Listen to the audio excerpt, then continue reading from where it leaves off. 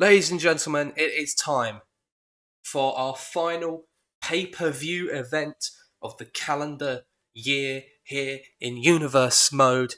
And it is the final stop before we get truly onto the road to WrestleMania. Big time season is just around the corner. And while WrestleMania may be playing in the back of the minds of our superstars tonight, they need to focus on what happens here in the capital of Germany. I am joined once more by my broadcast colleague. Say hello, Madge. Hello. Is it me you're looking for? Yes, that's why I name dropped you. I was literally trying to speak to you. Understandable, boss man. Ladies and gentlemen, we are opening up with a huge match. And it's on your screen right now. The World Heavyweight Championship is opening up tonight's show. And as we do here on our pay-per-view events, we've got to get the poll into chat. Who will be the World Heavyweight Champion? Will it be the undefeated challenger, Gunther? Or will it be the champion, L.A. Knight? Yeah. So there we go. That poll is into chat now. Just as we get this this match prepped up, Madge, you got any comments to add here? I don't know. I think it's going to be an amazing match. I do think it's not quite home field advantage, but it sort of is in a way, isn't it? For Gunther, I mean, like it's a weird one because he's Austrian, but there is obviously a very strong link in many ways between Austria and Germany, and I think he will get a very, very raucous reception tonight, and I think that could be the thing that pushes him over the edge and makes him, if I'm not mistaken, the new World Heavyweight Champion. It is Knight that is the defending champion. You are correct. Yes, so let's get into the opening contest of tonight's show here at Bash in Berlin. You know what? This is something. Am I right to talk now, or do we wait for the announcements? Well, we are going to have to halt for a moment because we've got a special announcement right now. Ladies and gentlemen, the matter is heilig. What you're about to witness is dignified deformation executed by unprecedented precision. A diabolical athlete who will stop at nothing to uphold the integrity and honor of this great sport. Der Ringgeneral Gunther. That is a hometown hero there, Ludwig Kaiser, introducing the challenger, the leader of Imperium, the Ring General Gunther. What a man. I don't know which one I'm talking about. Both of them, really. What a set of men. I mean, these, they're not well liked in most places. Here, I'm sure things will be very, very different. They're not well liked in most places. But this time, right now, could be their moment. It could be his moment. He is one of the best wrestlers active in the world today. He could, as the old saying goes, he could wrestle a broomstick and bring it to a 5-star match. And honestly, it feels a bit like destiny on this night for Gunther to walk out with the World Heavyweight Championship. And I think he'll believe that in his own heart. He will believe it is his fate, it is his destiny, it is his right to walk away, to walk out of Germany the World Heavyweight Champion. I think you're absolutely right. I think there's this sense that Gunther has been working towards this night for a long time. This specific night, LA Knight, the champion, making his way down to the ring. And he would love nothing more than to spoil Gunther's fairy tale ending here tonight. It is true, it is true. Very, very true, actually. Gunther is undefeated all season. No man has pinned or submitted the Ring General. The only blemish on his record was when he lost the Intercontinental Championship back at SummerSlam in that triple threat with Sami Zayn and Jey Uso. But of course, the Ring General was not involved in the decision. So LA Knight has to do what no man has been able to do all year, and that is pin Gunther or make him submit.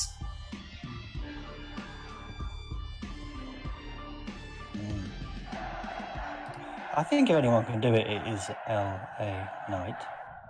Yeah. But I don't know. I just think it is. It's not really a reflection on Knight at all. It's a reflection on Gunther. It's just a monumental task. Do you know what I mean? It's a monumental task. Introducing the challenger. And I don't know if anyone at this moment can beat that man when he is ready. You know, when he is on top of his game. I just think there's something deep in my heart that is telling me that Gunther is going to get the win and become the World Heavyweight Champion. Something deep in my soul is telling me. The World Heavyweight Champion, LA Knight. Well, a bit of a flipped reception here from the Berlin crowd. As you predicted, a positive reaction to the Ring General, who, it does appear, is the audience pick to walk out as the new World Heavyweight Champion. But he would do well not to underestimate LA Knight, who picked up a huge victory over CM Punk in his most recent championship defense at Survivor Series. It's Gunther versus LA Knight for the World Heavyweight Championship. Here we go. This match is underway. And LA Knight right at the gate with the strikes to the Ring General. You see the Prime logo in the middle of the ring, and on the turnbuckle pads. This show is being sponsored by one Logan Paul, our special guest host tonight. I'm sure we will hear from him as the evening progresses.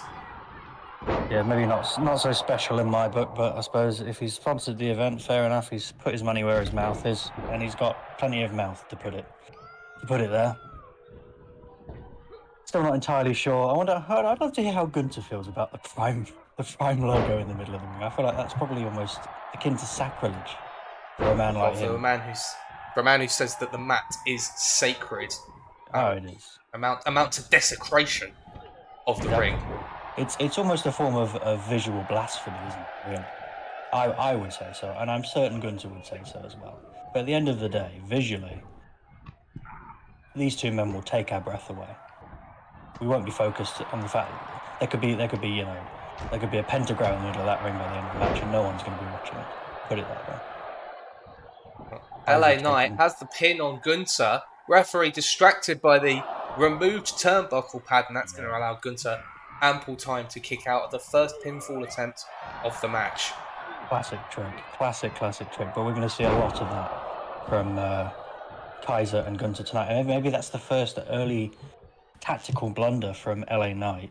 He's a brilliant wrestler. He doesn't need help in the ring, but maybe he should have got himself some help outside of it. Maybe he should have fought fire with fire and brought in a manager figure like Kaiser, who can just level what is going to be a skewed playing field at this point because of the influence of the man from Germany, Ludwig Kaiser. Well, interesting to note that in recent times we haven't seen the entirety of Imperium as LA Knight is sent shoulder first into the ring post. Gunther has opted to really only keep Ludwig Kaiser by his side in the last couple of weeks. It's been a while since we've seen Regal and Barrett, whether that's by design or for other reasons we don't know. Well, we obviously know both those men are from Great Britain. You do wonder if maybe he was thinking more about not getting the audience on side, because he doesn't care about getting the audience on side. Oh, a massive chop from Gunther echoes throughout the arena, and LA Knight is down. Yeah, I think you could send a freight train down with this chop, to be honest. I don't blame LA Knight for going straight to the canvas and just taking the blow on that one and trying to power through it. There's not really anything else you can do when Gunther decides to chop you. You just have to grin and bear it, really. But what I was thinking is, with two of the members of Imperium being from Britain, perhaps Gunther wanted to make sure he would have the raucous energy and atmosphere of his Berlin crowd fully behind him. So that's why maybe he's only brought out Kaiser with him to the ring tonight. Just a thought, but I'm sure that he's the ring general. There will be some strategy behind the absence of Barrett and Regal. Gunther firmly in control of proceedings thus far. He has the World Heavyweight Champion on rocky territory. And it appears that champion and challenger are exchanging strikes now. Brutal stuff. The crowd in Berlin will absolutely love this. I'm loving it. A big chop from Gunther. Yes. And another one. Any exchange of strikes, chops, Gunther is always the favourite. He'd be the favourite against just about anybody. I think Ludwig Kaiser grabbed at the foot of LA Knight to prevent him striking against the ring general. Sidewalk slam by the challenger. And it's a kick out at 2 by Knight. Very good kick out. I mean, LA Knight's doing well. He's showing a lot of resilience. You have to give him a lot of credit for that. Oh, hang on. Ludwig Kaiser throwing LA Knight back into the ring. Referee decides not to call for a disqualification. And Gunther looking for the powerbomb into the cover to crown a new champion. Knight gets the shoulder up. Wow. And this is the thing I was talking about earlier for LA Knight. He's never going to get a moment's rest. He's going to have no time to breathe, to think, because Kaiser is not going to let up, and neither is Gunther. They will just hound him and hound him and hound him until the bitter end. For whichever of these two men manages to pick up the win, they're going to have to fight very, very hard for this. Very hard. This is our opening contest of Bash in Berlin. It is for the World Heavyweight Championship. Gunther receiving a hometown reception, despite the fact that we're not in his native Austria. And he has been picking apart the World Heavyweight Champion in this match. He has. It's been almost a surgical display, really, from Gunther. He fights with, that's why they call him the ring general. He fights with that kind of precision, that kind of ruthlessness, that aggression. You know, he is just a brutal competitor. Well, Ludwig Kaiser has removed that turnbuckle pad on a number of occasions. I don't think the referees refitted it properly, because that shot into the turnbuckle has busted the ring general open. Ludwig Kaiser senses danger. Well, I'll be honest, I hadn't considered that. I hadn't considered they're such a slick pairing. They have such devious chemistry. I hadn't really expected that Kaiser might actually do something that would backfire on Gunther, but it may well do. And when you're busted open, you know, it gets in your vision, it blinds you, it dizzies you, disorients you. But you wonder, Gunther is just laser focused. He has a deadly focus in that ring. Using the top rope for leverage with that choke, using the foot, and the referee forcing Gunther to release the maneuver. Gunther seemed unfazed by the blood that is pouring down his face. Brilliant move. I mean, brilliant move. You know, it's almost like that blood is. It might as well be antifreeze running through his veins. He's a cold calculator. Oh, and Kaiser once again lays his hands on LA Knight, and the referee having a word with the German to stop getting involved in this contest. Yeah, I think I saw the referee take almost a stumble. I think he got a bit of a knock off Knight's body as it was thrown into the ring by Kaiser there. So I'm sure he's pretty furious in multiple ways our official tonight. LA I don't Knight blame him. spins Gunter round. BFT! Gunter flies Oh my across God. the ring from the impact, and he kicks out at 1. Oh my God in heaven. It was blunt, it was forceful, but Gunter did not suffer. It doesn't seem like he suffered a lot of trauma. Big mega star elbow now off the top rope by the champion. Superb And stuff. Gunter This is rolls to the outside of the ring to recuperate. Ludwig getting the hell out of dodge there. Yeah, I mean, I think Gunter knew he needed to take a breather at that moment, because if he had stayed in the ring, he could have ended up in serious trouble. LA Knight continuing the assault on the outside of the ring as the referee's count continues to climb here. We're at risk of a count out here. Gunter sends Knight back into the ring at the count of 8. And takes the champion down. A number of open palm strikes by Gunter. Knight with the reversal. Sends Gunter back into the corner. And LA Knight looking for that big superplex.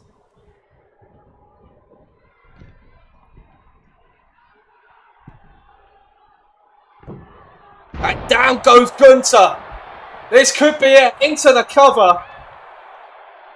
And it's another kick out at 1 by the ring general. And immediately follows up with a chop. Yeah, he's asserting dominance. He's trying to win the psychological battle. You know, get the momentum back on his side, Gunter. Because to be fair, he has just shrugged off what was some powerful offense from LA Knight. I think any other man would have been a 2, maybe even a 3 in some cases. But oh, and Gunter into a rear naked choke, trying to choke the life out of the champion. Is it going to be enough to win the World Heavyweight Championship? Will LA Knight submit? Will he pass out? He's trying to fight off the large arms of Gunter, and he's able to do so. A couple of shots there to avoid the damage. Irish whip reversed by Gunter into a power slam.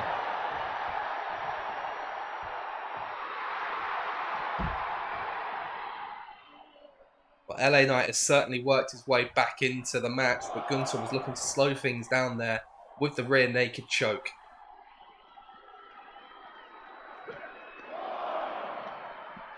And now Gunter tossing the champion into the barricade. Yeah, but for once, I don't think, in Gunter's case, slowing this match down isn't going to help him necessarily. I think he needs to be quick and aggressive and just get LA Knight pinned for the 1, 2, 3.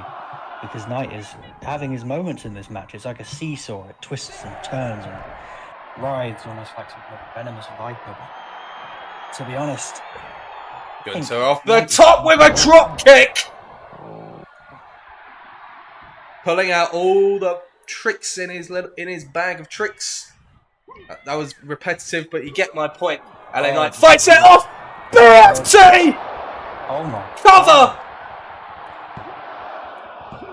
And Gunter kicks out at 2. Oh, it wasn't. I mean, it wasn't. He didn't kick out at 1 this time, though, did he? Maybe Gunter at last. rocked. I think it might be starting to have an effect on him. You know, I think I might have underestimated LA Knight. The champion has certainly fought his way back into proceedings. Gunter with a reversal. And Knight into the steps.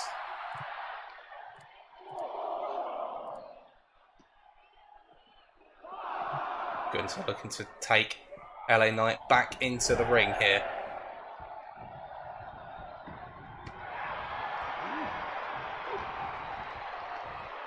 Gunter with a big urinage, dropping the champion.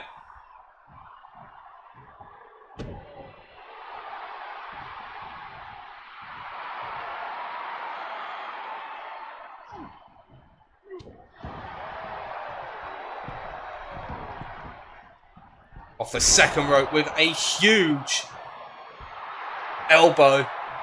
And LA Knight once again looks to be fading. Indeed he does. Oh, Gunther with a repeated slaps across the face and a big boot. Oh my goodness me. And a chop as well.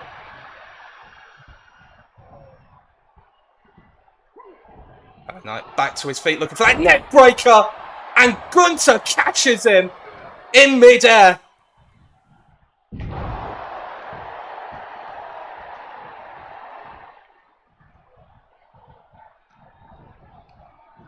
Irish whip reversed by LA Knight. Gunther with a counter of his own. Another chop to the champion.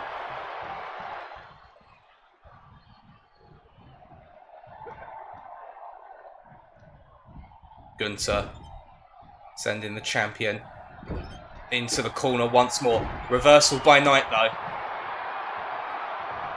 Gunther takes him down once more. You really do. I don't know who's going to win this. I really, really don't. Gunther with a big clothesline on the outside.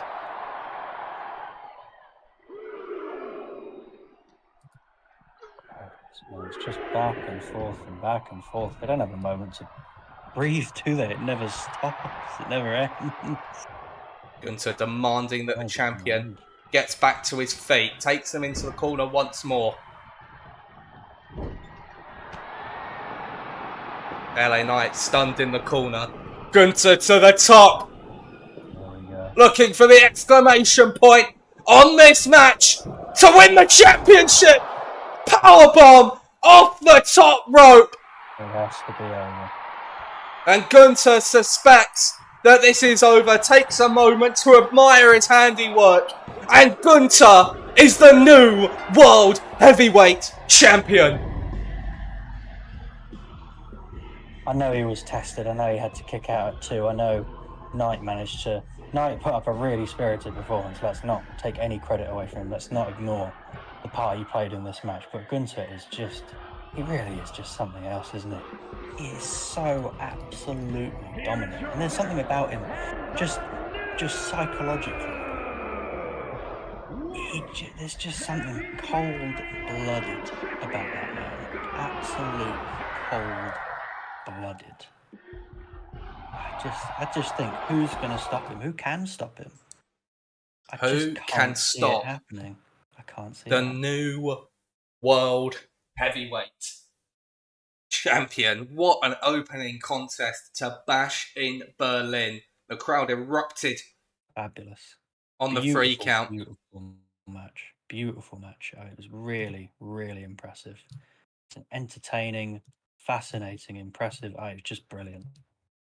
I can't speak highly enough of those two men, and I can't speak highly enough of Gunther. I'm going to be honest with you. He is just an unreal wrestler. Absolutely unreal wrestler. He really, really is. Unbelievable. Unbelievable. Up next, ladies and gentlemen, we have got a tag team match brought to you by the Raw Women's Division. Ever since her debut back at Queen's Crown, Jade Cargill has sort of been taken under the wing of Becky Lynch, who's taken a particular interest in her matches. And over the last number of weeks, those two have clashed with Zoe Stark and the woman that Cargill defeated in her debut match in Shayna Baszler. These two teams finally collide tonight. Who's going to win this match? The poll is up. Get your votes in. Let's have a look. Well, I think I know who's going to win, but it should be an interesting one. Slightly contrasting styles, I think. Obviously, with Baszler's, I believe it's MMA background. Is that right? Or UFC? Yep. I can be a bit of a dope when it comes to that stuff. Sometimes you'll have to excuse me, everyone. But no, with her MMA background, she is brutal and very, very vicious. I mean, specializes, in the strikes, the chops, the blows, and all of the and submissions, obviously, all of the kind of hallmarks of any UFC fight. to be honest, I just think this will become what Cargill and Lynch wanted it to be, which is a proper technical wrestling match.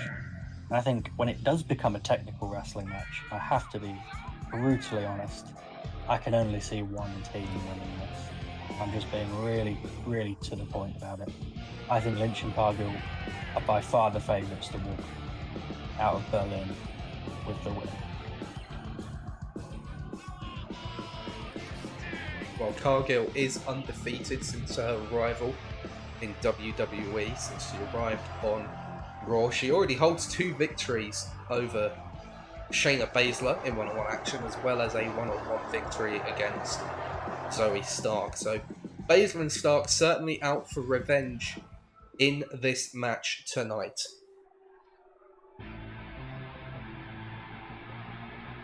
Also important to note that this match is being contested under Tornado tag rules. We have a number of tag team matches for you on tonight's show, and we have got a little bit of variety to the rule sets. No, that's right. Always good to spice things up a little bit and keep things interesting. Keep things interesting.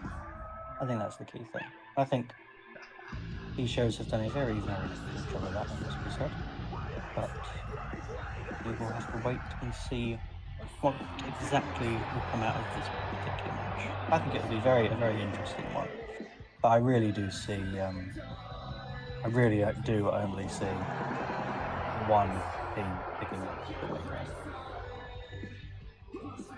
Well, I don't think it would be an understatement to say that a victory for Stark and Baszler would be considered an upset, but it's always possible. Big upset.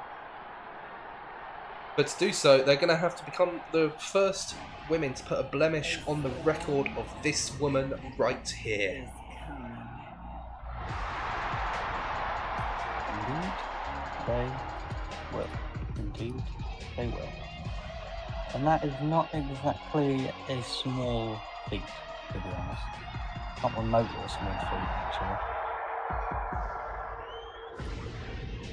And from Vero Beach, Florida,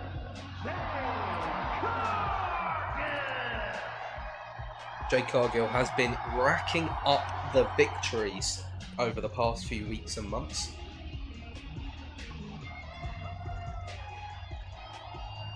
This is already her second pay-per-view appearance. Can she add another W to the win column?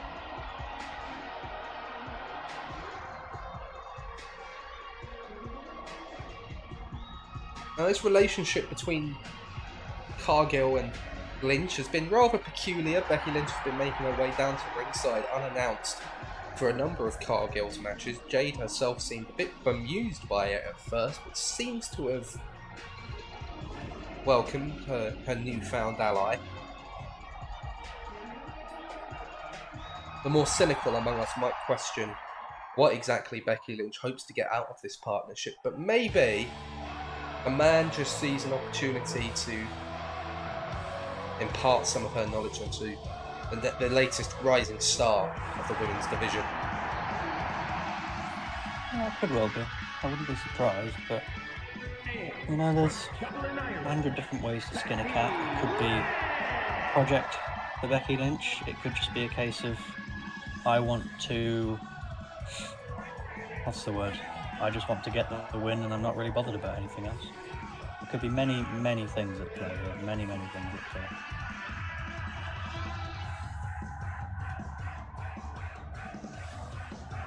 The votes are in, and it's unanimous. The audience is expecting Cargill's undefeated streak to remain intact. They're predicting a victory for Jade and Becky in this match.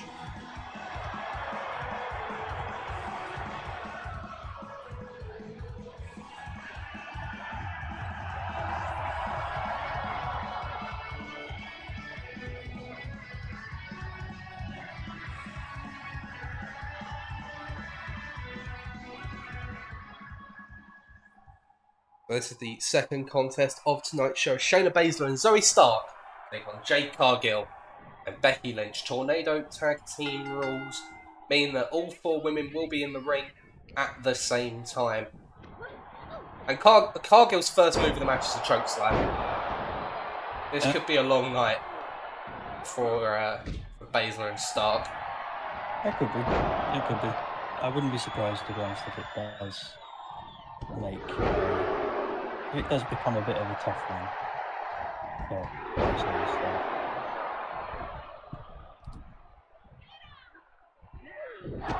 Oh, Becky misses a kick and connects with Cargill, who seems unsure as to whether that was an accident. That allowed Baszler to capitalise with a spear, at least for a moment. Cover on Stark only yields a 1 count.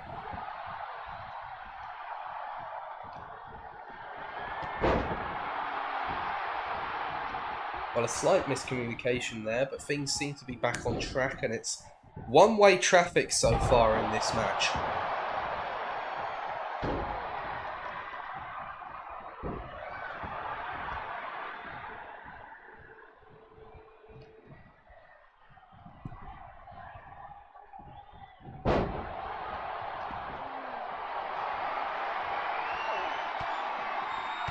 Lynch looking to continue the assault on Zoe Stark on the outside of the ring. Meanwhile, Cargill and Baszler going to work within the squared circle.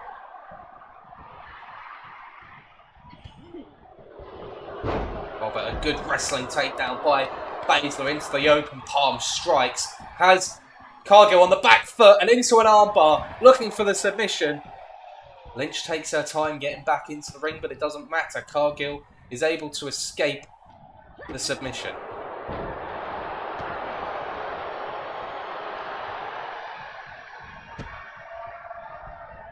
Becky Lynch heads to the top rope looking for a big leg drop, but Stark gets out of harm's way and looking to build momentum really for the first time in this match. I didn't see quite what happened there, but somehow Stark was out of the ring, Lynch was in the ring, and now it's a 2-on-1 assault on Zoe Stark into an armbar of her own. Can Becky Lynch force Zoe Stark to submit here? No. Stark fights out of it.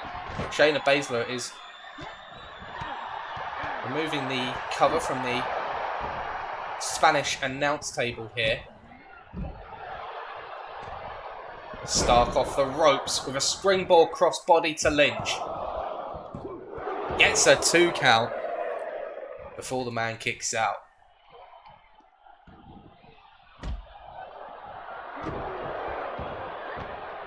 Cargill and Baszler fighting around the announce table, but Cargill sent into the steps. Another cover on Becky here. Once again, Lynch able to kick out.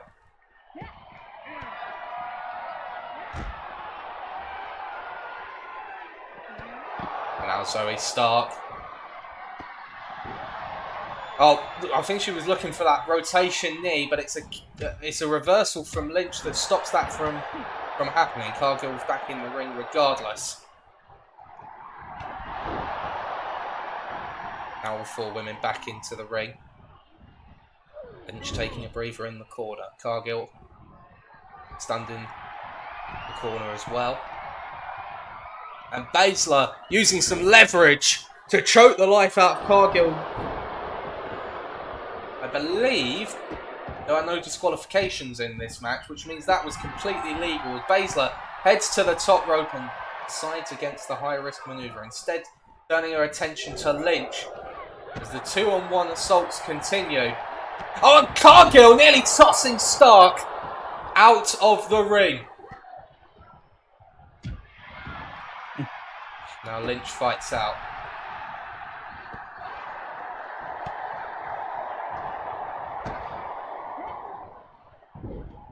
Lynch looking for another armbar, perhaps no.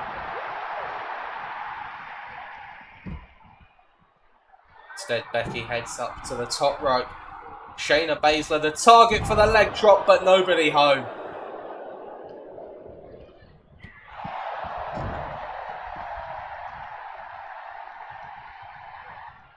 Baszler targeting the arm of Lynch, using her own game plan against her. Big boot from Cargill drops Baszler. Yeah, So Stark tried to do similar. Power. Cargill got out the way. What is going on? Full Nelson suplexes. She got no Now it's a 2-on-1 assault on Lynch.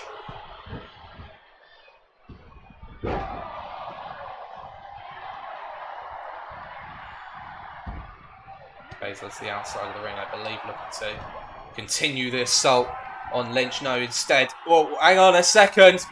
Cargill has Zoe Stark in trouble here. Jaded connects. But Shayna's there to intervene as Becky Lynch looking for a manhandle slam and into a cover. And Shayna Baszler just makes the save.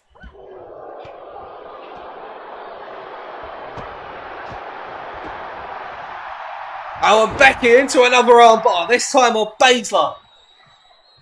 Zoe Stark, nowhere to be seen. She's out on her feet. Baszler fights out though. Very good work from Shayna Baszler. She's doing better than I had expected in this match, to be fair. I feel like I didn't give her enough credit. She's put in a good showing so far. And then I think Jade Cargill is a standout, isn't she? She's got such athleticism but such power at the same time. It's rare to see that. It really is rare to see that in any Spin from Cargill! Yeah, Shayna Baszler tried to replicate it on the outside of the ring, but Becky gets out of the way. The brawl continues between these two on the outside. And meanwhile, it's Cargill and Stark exchanging blows on the inside of the ring. There's a disarmer to Baszler on the outside of the ring. It's not going to count though. Regardless of if she taps out. Regardless as to whether she taps out or not, but in any event, Zoe Stark came to her aid.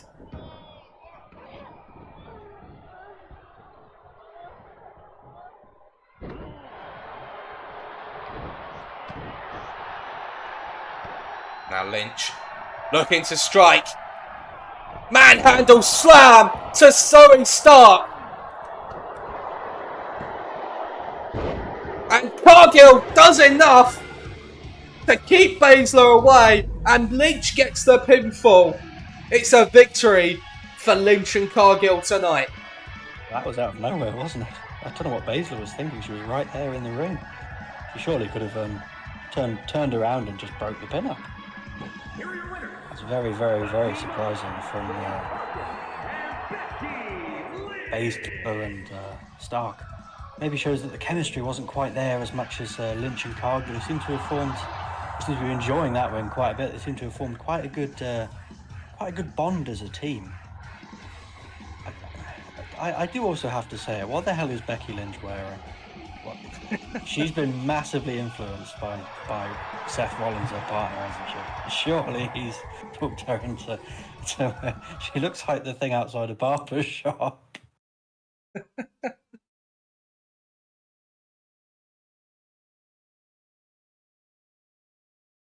Well, Madge.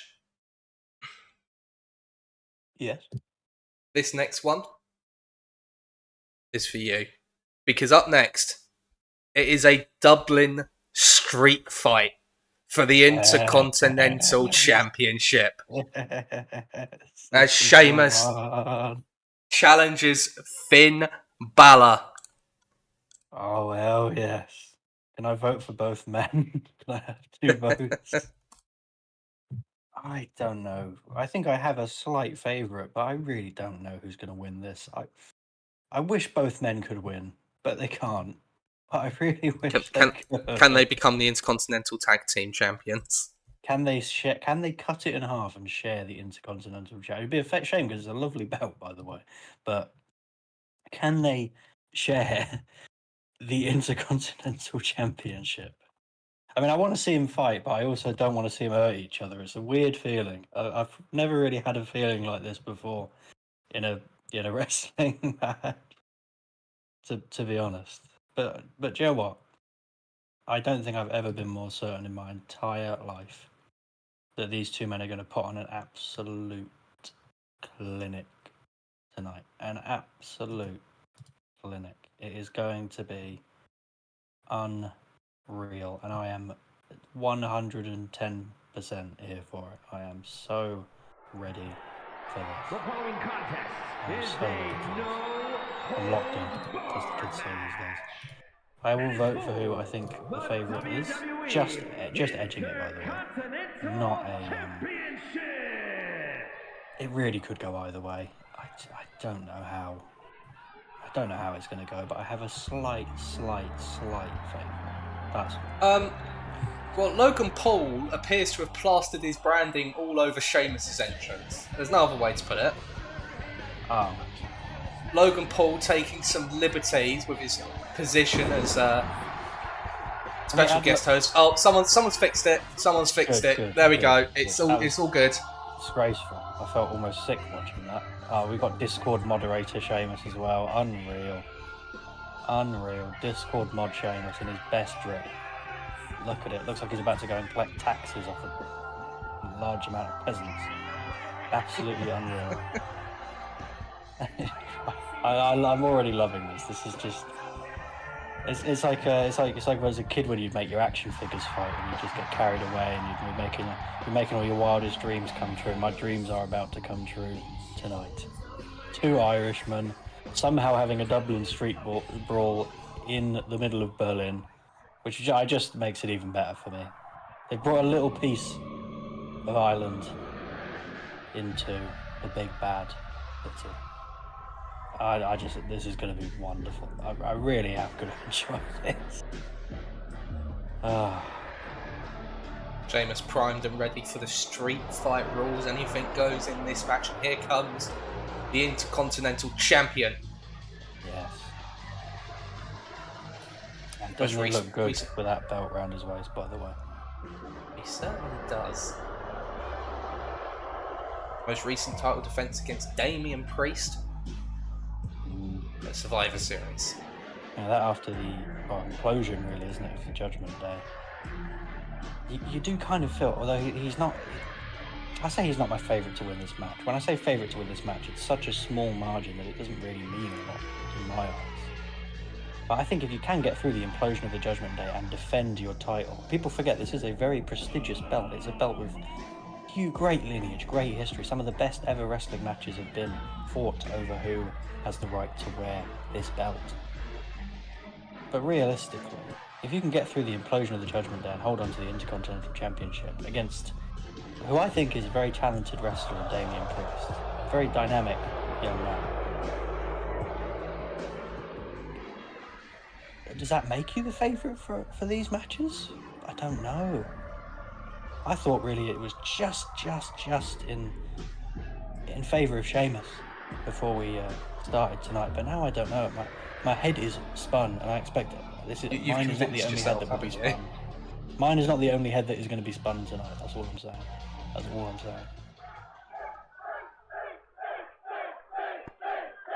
Well, it's not the Dublin crowd, the Berlin crowd, vocally in the corner of the champion before this match gets underway. I think with his grip, they might have mistaken Sheamus for IRS, so maybe that's why he's getting a quite a lukewarm response. He does look like he's just finished wrangling pigs on the farm, which he may well have done. He is Irish. He may well have done. And his opponent from Bray, County Wicklow, Ireland. I don't think it's quite farm animals that he wants to get his hands on. If it is, then I'll support my boy no matter what he does. That would be very weird, but I would still support him. Well, Finn Balor in immaculate shape, you have to say. He looks in very good shape. The champion recently declaring that he would only be defending the championship against superstars from outside of the United States. We've yet to have any official word on that from our general manager, Stone Cold Steve Austin, but it's applying tonight as he takes on his fellow countryman, Sheamus, in a Dublin street fight. It is Sheamus versus Finn Balor. Sheamus is my favourite. Here we go. He has Discord mod form and normal human being form. Inside form and outside form, you might say. But the only form he's Crowd going to have tonight is the one that is going to kick Finn Balor's ass. The crowd firmly in the corner of Sheamus as he struggled to get his hands on Balor, but now that he has, the champion dropped like a bad habit. 1 count for Sheamus. Yeah, Balor was shocking and diving, but to be honest, Sheamus was never going to give up on getting his hands on Finn Balor, was he? I mean, let's be real. He wasn't going to let him get away without some form of physical punishment. It was just never, ever going to happen, I'm afraid. Balor under the ring, looking for a weapon in this match. The announce table's being messed with again, and that's a shovel to the stomach of Sheamus.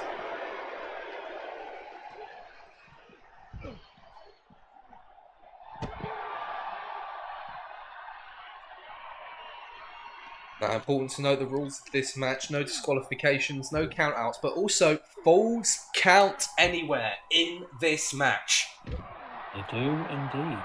They do indeed. As is the nature in a street brawl, isn't it? Really, that's often what you see. But it's good to clarify these things, isn't it? Good to know what exactly it is we're in for. And Sheamus is chasing the champion. Finn Balor retreating up the ramp. He wants nothing to do with this match, and Sheamus trying to bait the champion back in, perhaps. He's not running after Finn Balor because of the match. He's running after him because he thinks he posted a meme in general. Well, now, where's he going? Now where's Sheamus been going exactly? Oh, Balor hasn't realised, but Sheamus, he's gone back to get the shovel. Oh no. It's not quite the golden shovel, but he is definitely going to try and bury Finn Balor with it. He's going to bury him and Balor get his hands has nowhere to go, and he takes a shovel to the face. I don't really know quite what Finn Balor was trying to go for there. Was it like a psychological ploy, or did he just genuinely not want to be? Oh God, I've just seen him throw it. He just blasted Finn Balor with the shovel, like literally right in the face. Just chucked it at him like it owes him money. That is absolutely brilliant. It's not quite the entertainment I was expecting to get, but it's the entertainment I realise I truly needed. I truly, truly needed. Deary me, deary me. We are going on a trip here, ladies and gentlemen, and Sheamus is not happy about it. This does feel like that old meme of two Irish people just having a fight because probably their grandparents had a fight once and they've just carried on the beef for a long, long time. Although I feel like at the moment, Sheamus is the only one who really wants it. I don't think Finn Balor doesn't seem to want to fight at all. He's been struck by a sudden Finn Balor's pacifism, apparently. Finn Balor's been ducking Sheamus for weeks. He was meant to take him on in a non-title match a few weeks ago. And Sheamus, white noise! Oh my God. To win the championship and to kick out from Balor.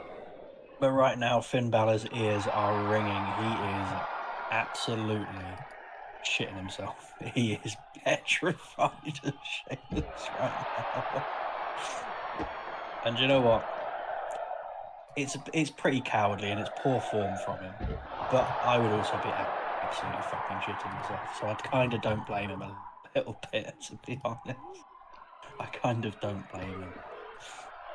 There's been one-way traffic in this match. Has Finn Balor hit move? Well, I'd say there's one-way traffic, but one of the lanes appears to be permanently shut at this point. There's only one lane open, and it is the lane of Discord mod Sheamus. And I tell you what. Well, hang on, Balor. Balor will not be that inverted lift DDT dropping Sheamus. Finn Balor will not be renewing his Nitro subscription at this rate. He will be the only place he will be renewing his subscription to is the nearest hospital. Can you imagine paying a ticket to go and watch this match live, and then those two just have a scrap behind the LED board for 5 minutes? I would love it, honestly. I think it would be really funny. Do you know what it would remind me of? When we were at All In and it was the match with Eddie Sheamus, Kingston. it's time to stop! Look, just stop. Oh no. This is Broke kick! something out of a sitcom. Broke kick! Oh my god, he's broke kicked. And Balor gets the shoulder up.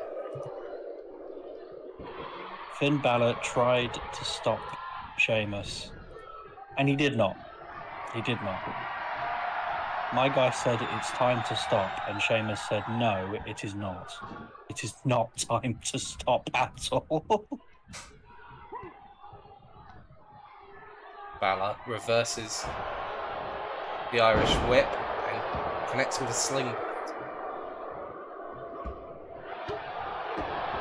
And a code breaker from Balor.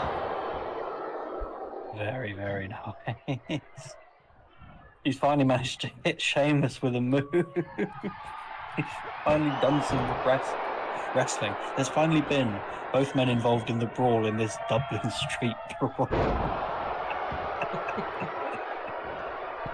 That's a complete whiff by Balor. Stuff. This is, I mean, I know it's not probably what the crowd are going to want. It's probably not what most people would want. I didn't think it's what I would want, but this is just fucking world-class entertainment. I love this. Absolutely unreal stuff. Unreal stuff. Oh, dearie me. Dearie. Sheamus, you know what you are? Street trash. That would imply. Oh no! He didn't like that one. That would imply he goes outside, and in that get-up, I'm not sure he does. I'm not sure. Sheamus has a fucking guitar. He has a fucking guitar, and Balor's having none of it.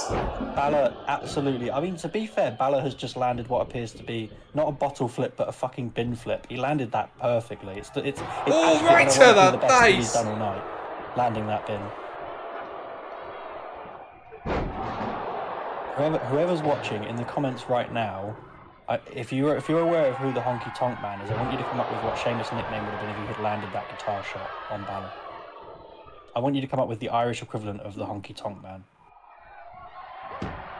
That guitar is just not getting used. Every time someone goes to use it, the other guy turns things around. There's a number of strikes from Sheamus. Oh my god. Oh, I thought the powerbomb was going to go through the table. It didn't. I was still looking on the monitor at Balor about to nail Sheamus with the guitar. That guitar is going to create some simply delightful music. And the question is, which one of these men is it going to use to do it? Again, he's cut off again with the guitar. It's great jump and punch as well by Balor. A wrestling match has broken out in the middle of this street brawl. A match has broken out. Oh, hang on, Sheamus! Street brawl. That's Balor in a precarious position. He's got him up for the submission. Is it going to be enough to force a submission from the champion? I don't think it is. He slips out, sweeps the leg, and double foot stomp.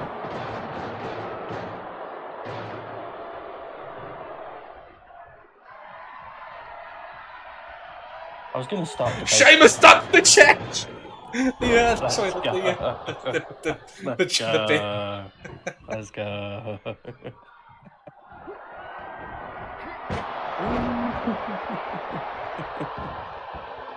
I was going to start debating who I think is going to win this match based on what we've seen, early on. But, I think it feels really secondary who's going to win this match. It's just going to be whoever survives all this complete nonsense.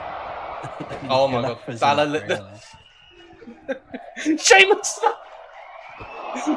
just said absolutely not to the table on fire. And now the triple Irish curse backbreaker. Let's go. Oh my god. Right now it's time for Finn Balor to stop. Sheamus has had enough! Yep. That, to be fair, it doesn't surprise me anymore, because I think as soon as Sheamus has controlled most of what's been going on here, to be fair to him, and I feel like as soon as he flips that switch, yep, there we go. As soon as I was saying it, as soon as he flips that switch, and Balor kicks out again! Wow. I think Balor has remembered he's actually supposed to be trying to win this match for the Intercontinental title. I honestly forgot the title was even on the line. I just kind of wanted to see what these guys were going to do next, if I'm honest. I was so entertained. I forgot that this is actually a match for a major wrestling title. It is a match for a major wrestling champion. Oh, the bin shatters across the not the bin, the guitar shattering across the shoulder of the Celtic Warrior. And now Balor Finally. with a drop kick, and Sheamus through the table, and now Balor to the top rope, coup de grace to the outside. The referee can't see the pin, but Sheamus kicks out. Oh my word. I'd like to know what the referee was doing there. His vision appears to have managed to somehow go round a corner. I am quite impressed, to be fair. I am quite impressed. Bro kick, but Balor ducks out of the way this time.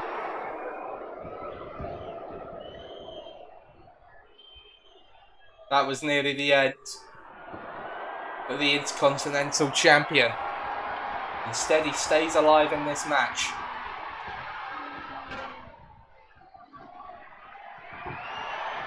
There's a ladder and a table being introduced to proceedings here.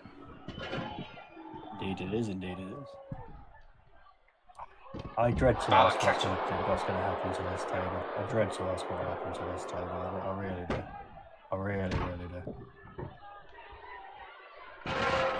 I'm not sure I want to know. I'm not sure I want to. Sheamus has the stop sign again. Oh, God. Oh! And that's going to bust Sheamus open. You can see the cut right across the forehead.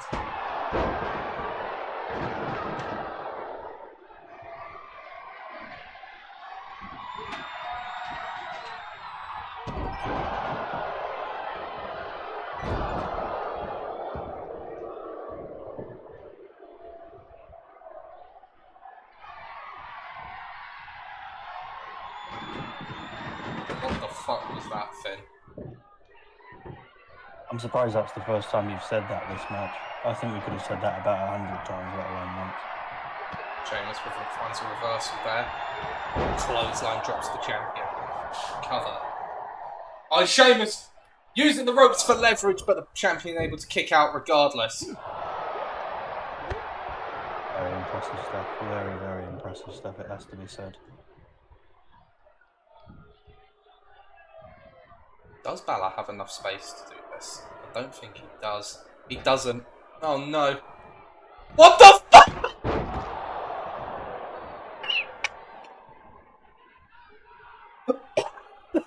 I need to see. I've just seen it. What was he trying to do? What?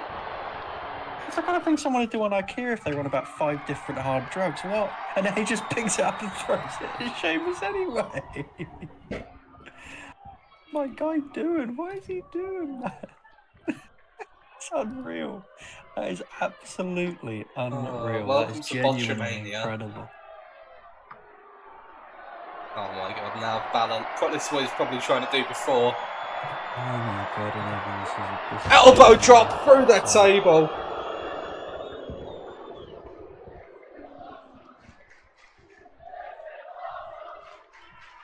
The crowd is chanting, "This is awesome." I'll let you determine if that's accurate. I both completely agree and have Did I say never awful? I agreed meant with awesome. any. I both have never agreed more. And Fuck you, referee! No one is escaping the smoke in this match. Even the referee is going to catch all that fucking smoke. No one is escaping the smoke in this match. This is just absolutely ridiculous. This is absolutely ridiculous. And I love it. I absolutely love it. Off the ropes, off the drop kick to the side of the head.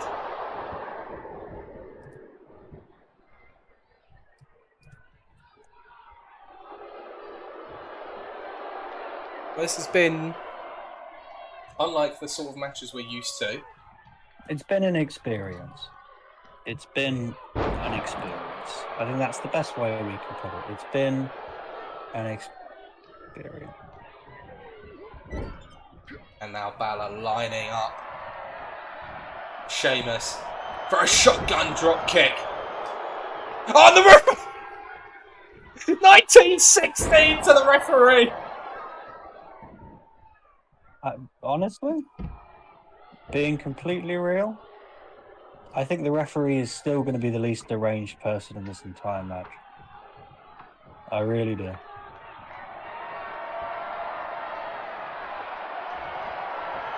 Oh my god. Oh! He's dead. Oh, He's God. killed him. He's dead. He's dead. He's dead.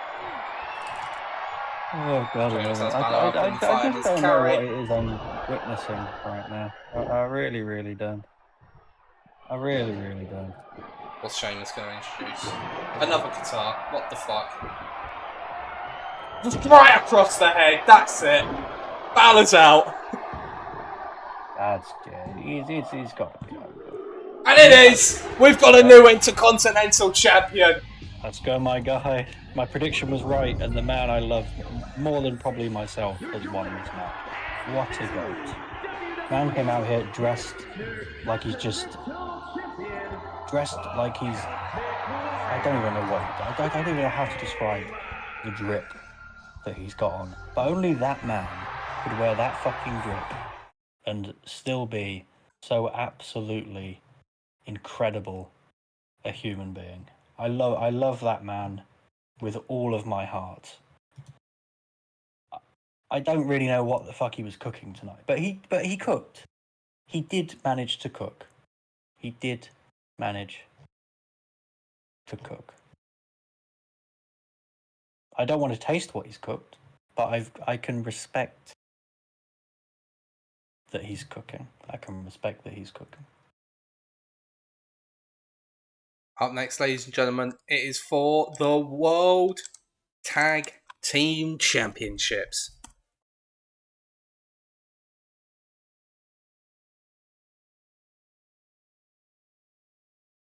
We've had 2 championship matches thus far tonight. Both have seen new champions crowned. Is that trend going to continue? Oh. There's only one way to find out.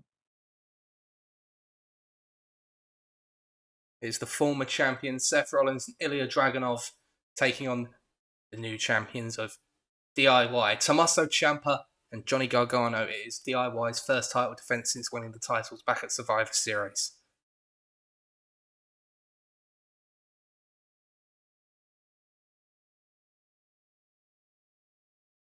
So there we go. Get the poll into chat. Cast your votes, ladies and gentlemen. Because this next match is about to get underway. Well, this is a tough one to call, I tell you what. This is a very, very tough one. I think, again, this team might just edge it. I would just give it to DIY, but, like, I mean, I don't know. I don't know. Goodness me.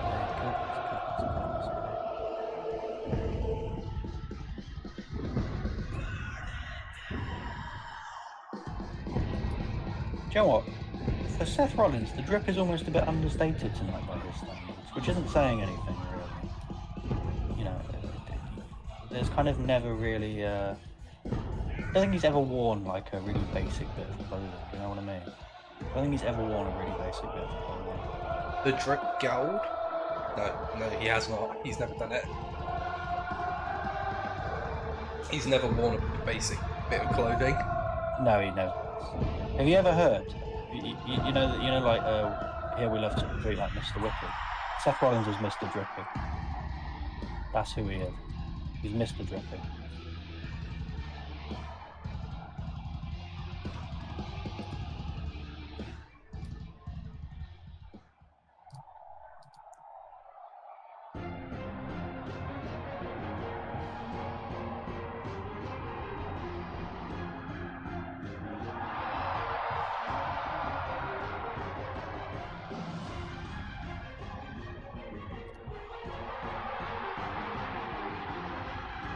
Well, here's Rollins' tag team partner Ilya Dragunov. That title loss back at Survivor Series was the first. That was the first notch in the loss column for the man from Moscow, but much like our new World Heavyweight Champion Gunther, this is a man who is yet to be pinned or submitted this season. So now that this match is being contested under more traditional tag team rules, does that play to the benefit, perhaps? I don't know if it really. I think both teams are so fundamentally skilled as wrestlers. I don't think it really plays to either team's strengths. I don't think there's anything that's gonna. It's just going to be who wrestles the best match and who has the best of it on the night. I don't think there's really anything that will particularly swing it either way. Do you see what I mean? I really do think that this is I just think this could be the closest match we have tonight. I wouldn't be surprised. Which doesn't mean it will automatically be the best match. That's for the audience to decide. But I think this could be the closest match we have tonight. I really do. Sorry, ladies and gentlemen, I need to interrupt for just a moment. There's just been a post on WWE's official social media accounts. A message from our guest host tonight, Logan Paul. Oh. He says, due to unforeseen circumstances, a last-minute change has had to be made to tonight's United States Championship match. More details to follow. That little fucking overgrown, lunchly eating, mouldy cheese spewing rat is gonna fucking put himself in that match, isn't he? I can feel it deep in my bones. I know he's gonna do it. Oh.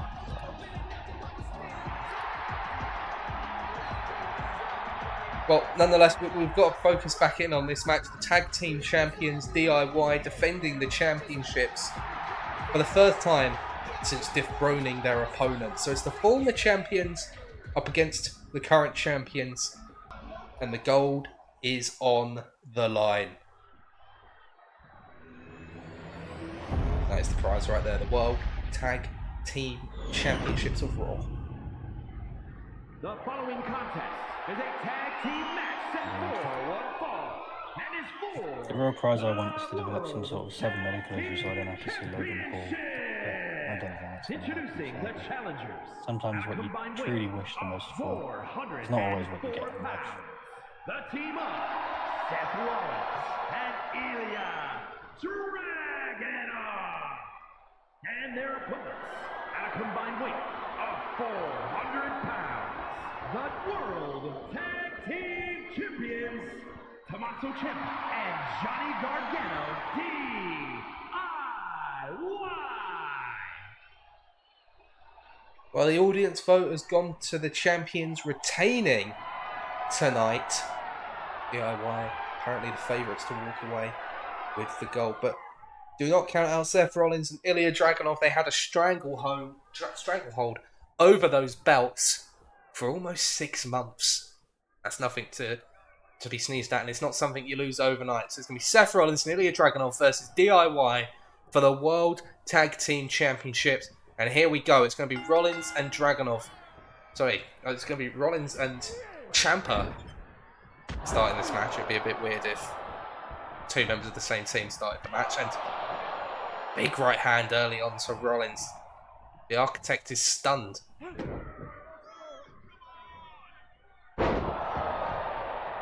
Big neck breaker, first cover of the match. Gets a 1 count before Rollins kicks out.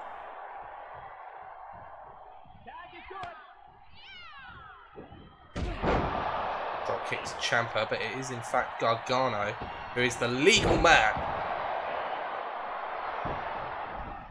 That's the second pin attempt of the night. It's going to be another 1 count before Rollins kicks out.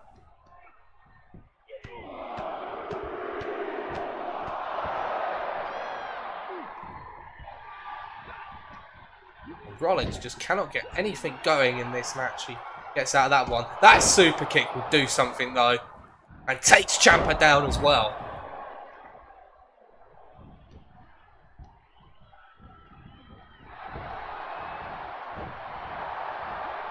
I was able to catch up with the challengers a bit earlier today, and Ooh. Dragunov had some interesting comments to make regarding this match, saying that after the underhanded ways in which we retained the championships, perhaps Survivor Series was a bit calmer, and tonight is a chance to put things right. Seth Rollins had a questionable look on his face at those words, but it seems that the challengers don't see eye to eye on the tactics that Rollins has been employing in recent times.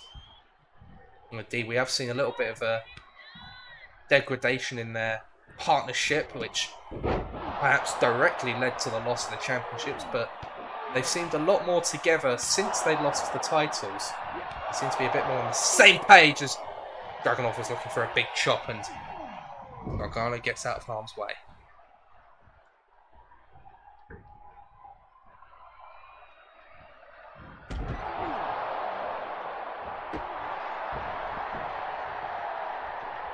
And this time, Dragunov does connect with that chop. Very nice stuff, very nice. It's going to be a double tag as Rollins and Ciampa get back into the ring. Rollins ducks out of the way of that. Rollins looking for a pedigree to Ciampa. Middle of the ring. Gargano hasn't noticed. To win the titles, it's a kick out at 2. You would have been surprised if it had ended there. You never know, but you would have been very, very... I would have certainly been if it had ended there. You never know, but... Pedigree. Ooh, that would have been quite something. A pedigree early into the match. A warning shot sent to the champions by the challengers. And a snap German suplex by Ciampa. Rollins gets in to break it up, but it was an easy kick out for Dragunov. And now Rollins being made to pay. It's a reversal though, and Dragunov looks to capitalise.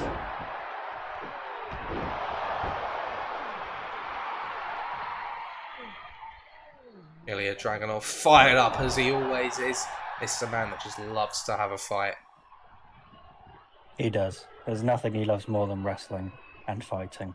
I don't know which one of those he loves more, but he very much loves both of them. Let's put it that way.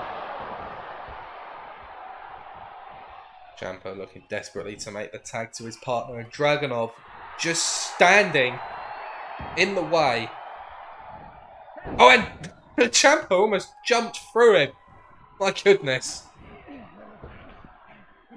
Gargano sends Dragunov to the outside of the ring, turns his attention to Rollins. Oh, and a big slingshot DDT right onto the apron. Yeesh. Yeesh. Dragunov capitalising on the distraction. Big power bomb on the outside of the ring. Very nice. Absolutely characteristic of him, that powerbomb, let's be honest.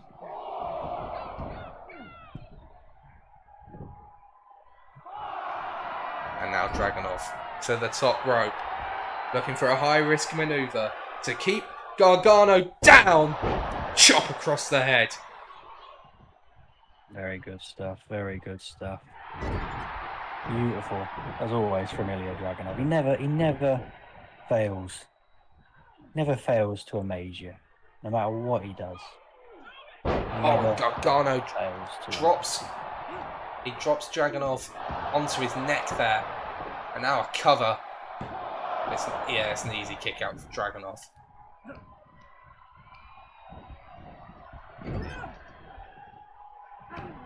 Yeah, it's too early. I don't think either of these men are going to go down easily. Well, any of these men are going to go down easily. My apologies. None of them ever have. None of them ever really do. Ion.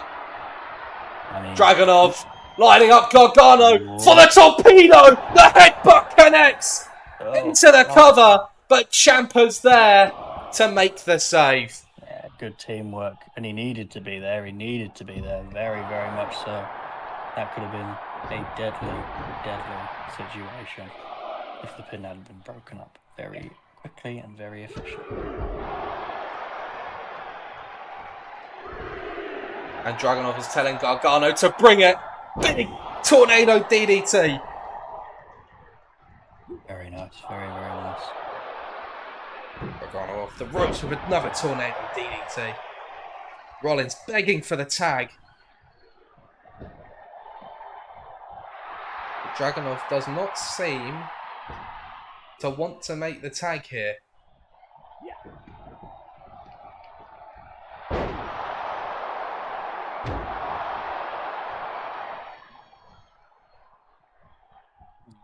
Why not? That was just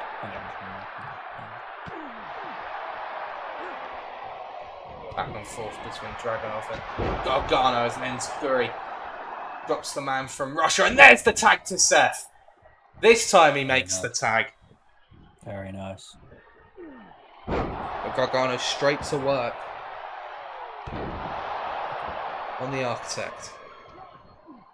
And even when it's taking a shot at Dragunov as well with that cutter. Tag going to be made to Tommaso Ciampa. And Rollins back into the ring, stumped straight back to the outside by Ciampa. Looks to take a cheap shot. Oh, and Rollins drops the referee! Oh God, these poor referees, man. We need to start like. They need some sort of remediation for all the crap they have to go through. Well, Rollins tagging Dragunov back into the match.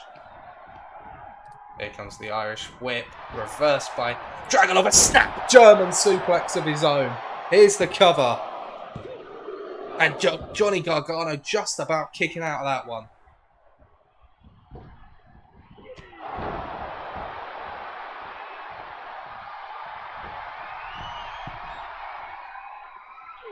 It's a big diving cross body.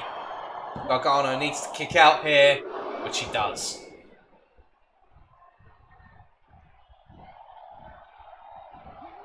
Well, both men looking for big impact maneuvers, and it's gonna be Dragunov that wins that exchange.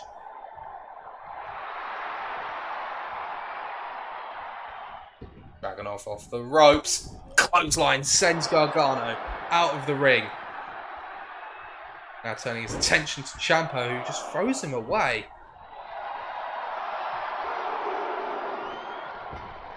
Gargano back into the ring, into another chop.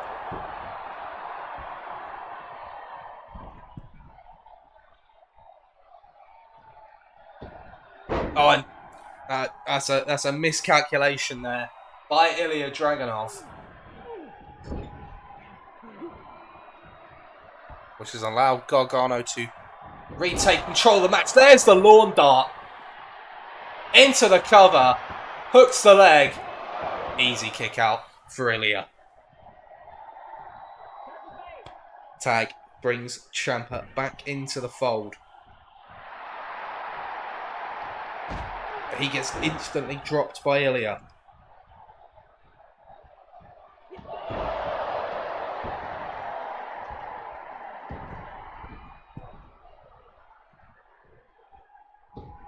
And this time, the second rope dive does connect for Ilya. Good stuff, well played, well played.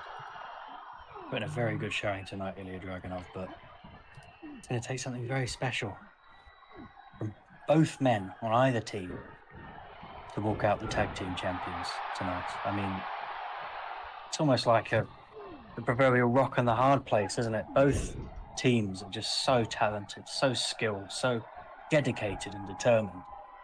It will be extremely, extremely difficult for either team to walk out of here as the tag team champions. Well, now the current champions, DIY, keeping each other fresh, isolating Dragunov in this match. I think Gargano is perhaps looking to bring an end to this match, and he gets caught by Ilya. Very well done. And Ilya with the torpedo! Out of nowhere!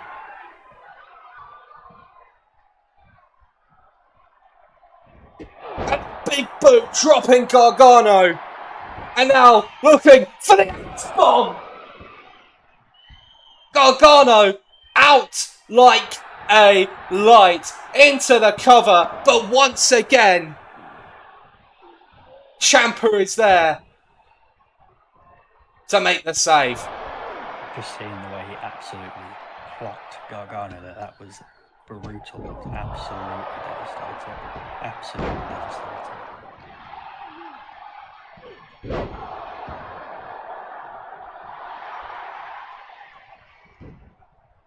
Oh, Rollins! What's he looking for here? Going after his own partner!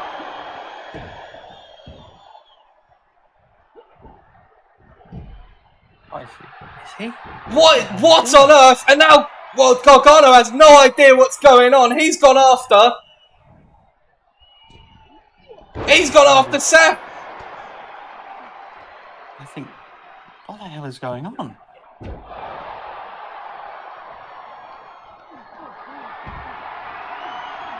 Beautiful.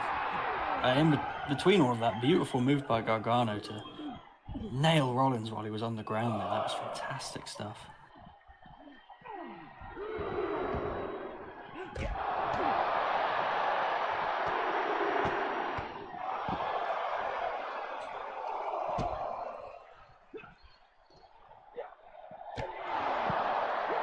I don't know what Seth Rollins is playing at here. And Ilya retaliating! What the hell is happening right now? Are we watching the disintegration of this legendary team before our very eyes? Are we watching the end of Ilya Dragunov and Seth Rollins right now? And the referee's called a count out! What in the name of God is happening? What on earth On earth? just happened? Well, Rollins and Dragunov win by count out, but that's not really the story here.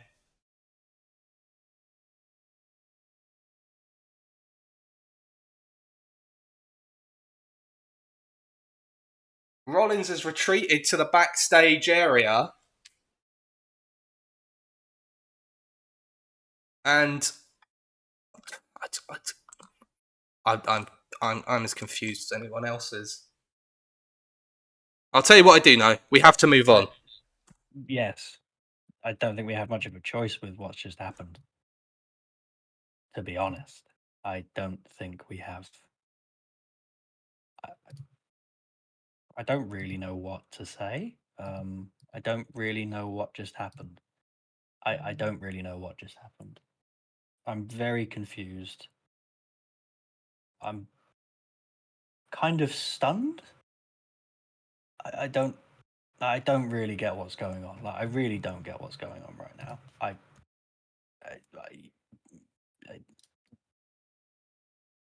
Ladies and gentlemen, yeah. Unfortunately, we do have to move on from whatever that just happened there. But up next, the WWE Women's Championship will be contested under triple threat rules.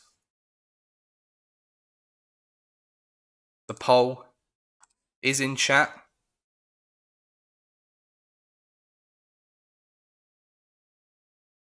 As we get this match underway.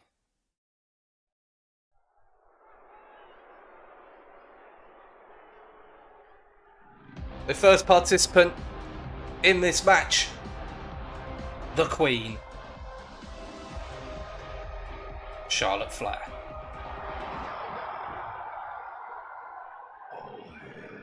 She's almost become to women's wrestling what her great esteemed father Ric Flair was to men's wrestling. Just someone who is always there or thereabouts. Always able to get the job done, and always able to win matches, to win on the grandest stage of them all, to win on every stage, and to win titles. And that's what she'll obviously be hoping to do tonight, but she has such an absurdly impressive lineage, such an immense set of accomplishments. I think her legacy is secure no matter what happens tonight. I think that's my personal opinion. But if you want another notch, another feather in the cap, I don't think there's anything wrong with becoming a champion once again. And I'm sure that's exactly where Charlotte Flair's focus will be right now.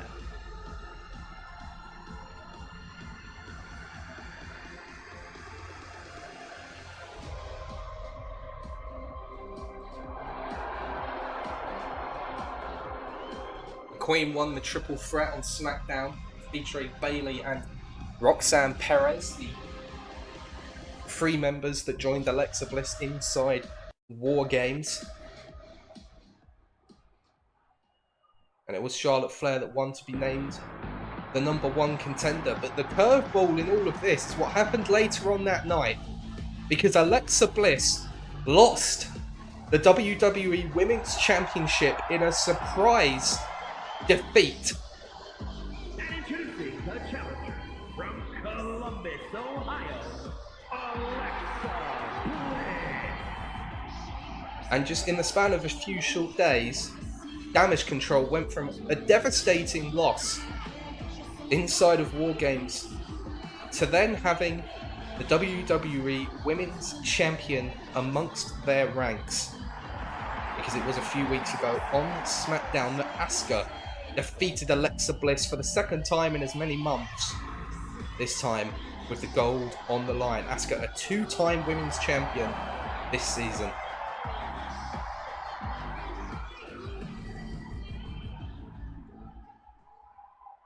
And speaking of the Women's Champion, she is about to make her way down to the ring.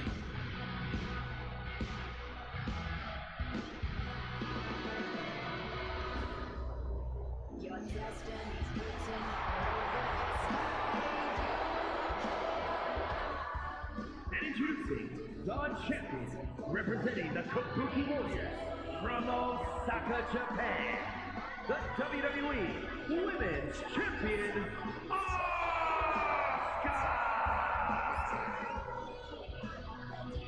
Asuka upsetting the champion. Or was it really an upset at all? Because it was not the first time that she had picked up a victory over Alexa Bliss in one-on-one competition.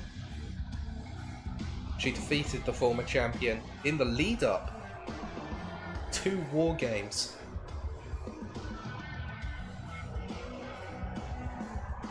And defeats her once again to capture the gold, which is why we find ourselves in a triple threat match.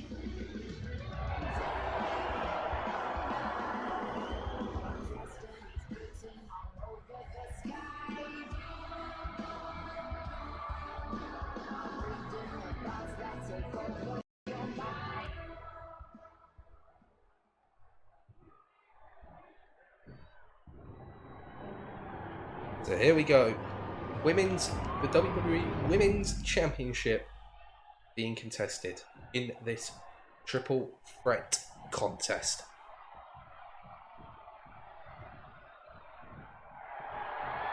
And the crowd are undecided as to who is going to walk out with the gold. It's three of the very best as Charlotte Flair, Alexa Bliss, and Asuka collide.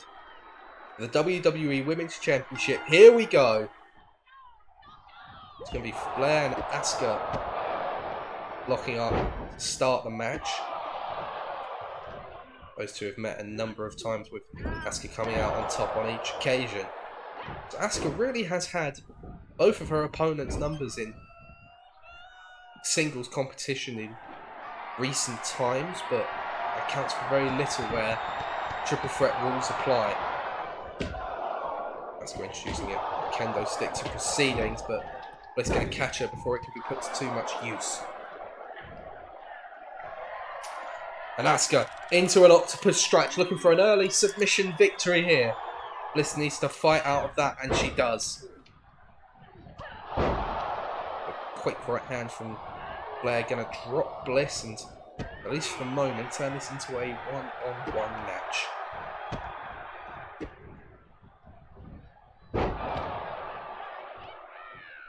Bliss now back into the ring, looking to say goodbye to the champion. Flair not safe from harm either. Bliss wants to get the champion back in the ring. Turns her back on Flair though, and that is a mistake. Oh, and a spinning back elbow from Flair drops Asuka.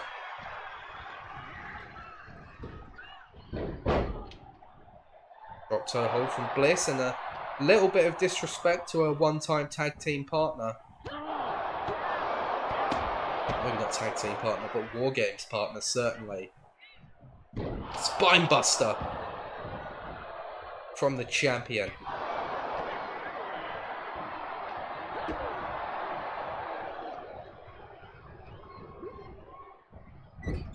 Asuka really seems to be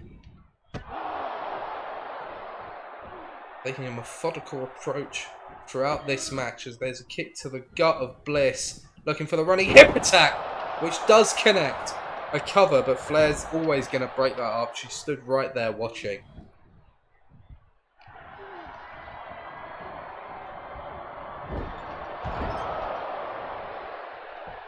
Asuka seems to be firmly in control of this contest. Flair going to roll to the outside of the ring.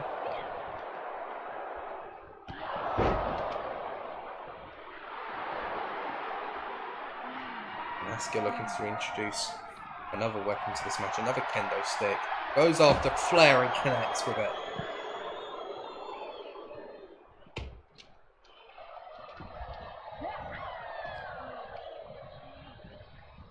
The Irish whip, reversed by Bliss into a monkey flip. And Asuka, quick as you like, into the Asuka lock. Trying to get the submission. Flair getting back to her feet, and it's just in time to break up the hold. With Bliss attacked there, Asuka retains the championship, and that's opportunity gone for Flair. Kick out by Bliss.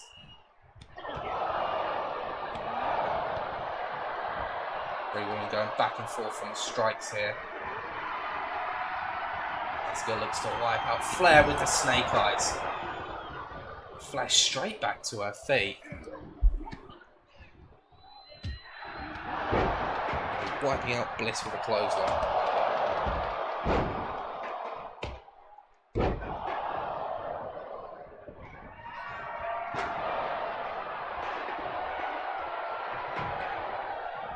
Flair with the cover on Asuka to win the championship. It's a kick out at 2.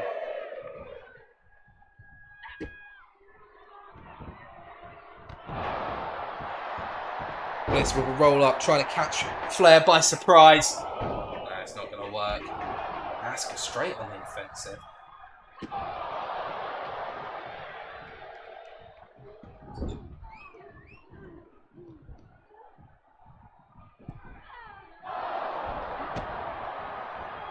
Now Alexa catching Flair by surprise with that drop kick.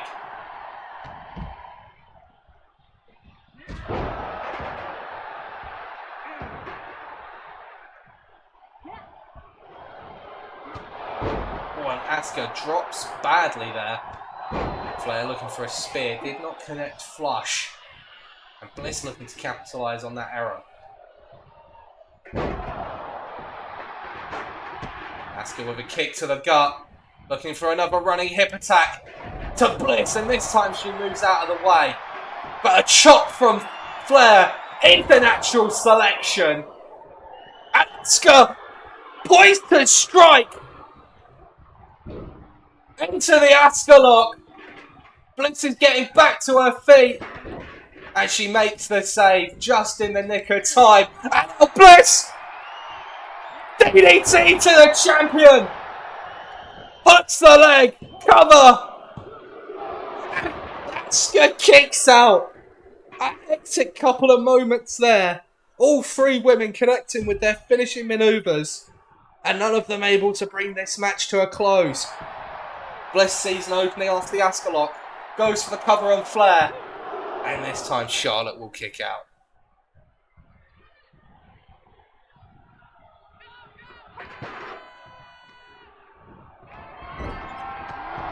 boot in the corner drops Bliss.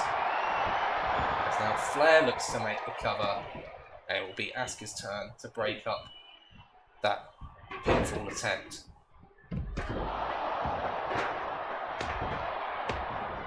Asuka looking for a cover on Flair. Is it going to be enough? Can't tell if it was broken up or if Flair kicked out. Either way, the match continues.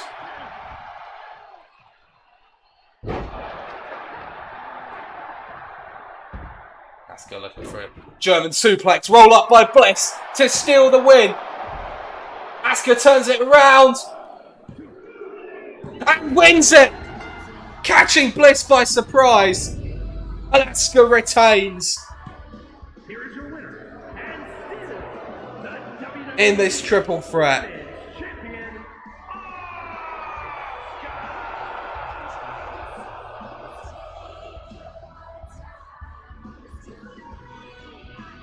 The quick pinfall. Bliss thought she'd stolen the win with the roll up. Asuka reversed it into a pinfall attempt of her own. And the Empress of Tomorrow is still the WWE Women's Champion.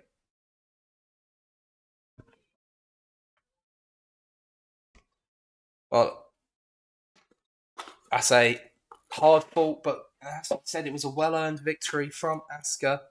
Very impressive in that match. All three women were quite impressive in that contest. If we're being fair, but I think Asuka probably just about deserved to walk away with the W tonight.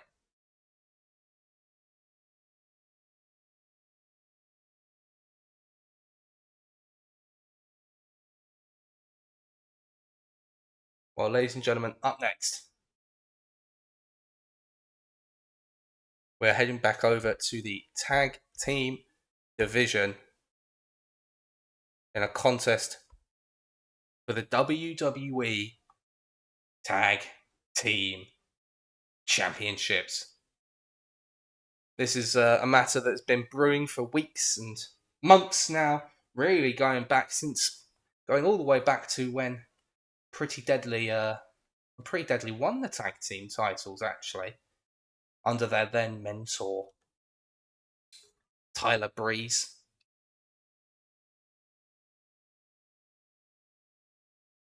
Having since now turned on their mentor. He has found an ally in the form of Dragon Lee, which has led us to this match here tonight. So we're going to get the poll going in the chat to hang on. Ladies and gentlemen, we have an incident ongoing backstage.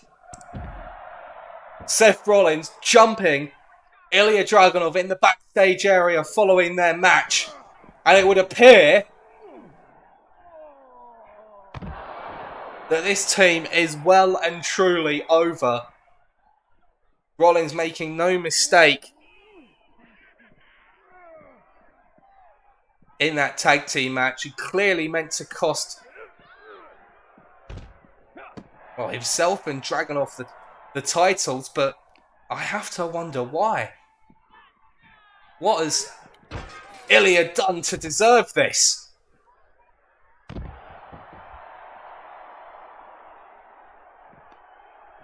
But we need to get security involved. We need to put a stop to this by Rollins.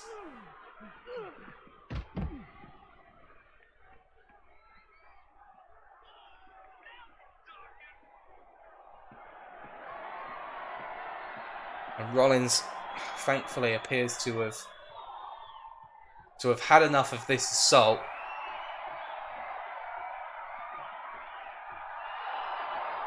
But Ilya hasn't. Ilya is not having any of it.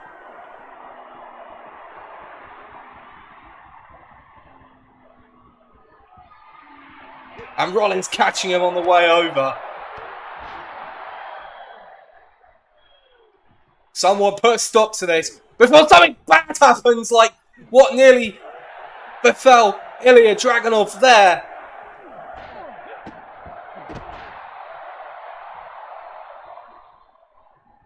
Rollins, I don't know why he's doing this to his, well, I suppose, former tag team partner.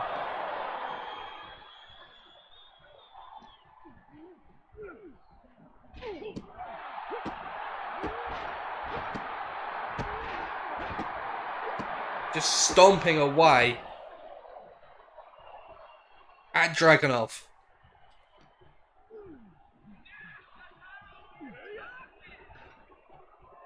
Dragunov, desperate not to fall off of the that elevated section of the backstage area.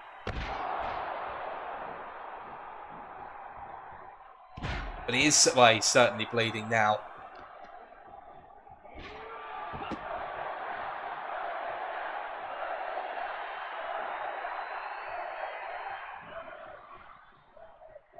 Rollins calling an end to this tag team in no uncertain terms. Wiping out Ilya Dragunov. I just can't understand what this is all about. Why? Why was that necessary?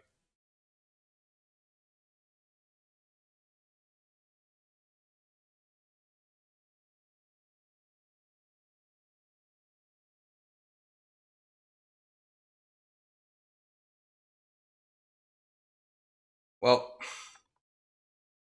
I said it for the match, and I've got to say it again now that that's happened. The show must go on. On to our next contest. So let's actually get the poll going now. Who will be the WWE Tag Team Champions? Will it be Tyler Breeze and Dragon Lee becoming the new tag champions? Or will Pretty Deadly retain against their former mentor?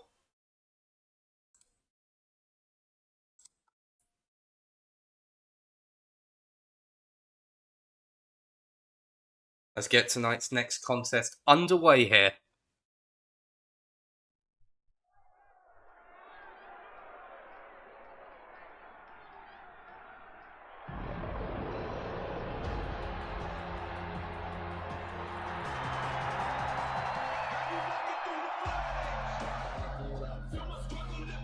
The Dragon Lee, in some respects, almost like a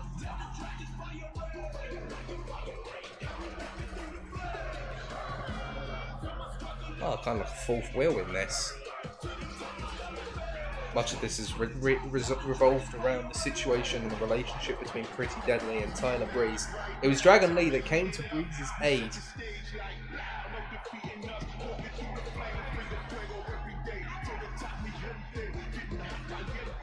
when Pretty Deadly tried to take him out with a chair a number of weeks ago.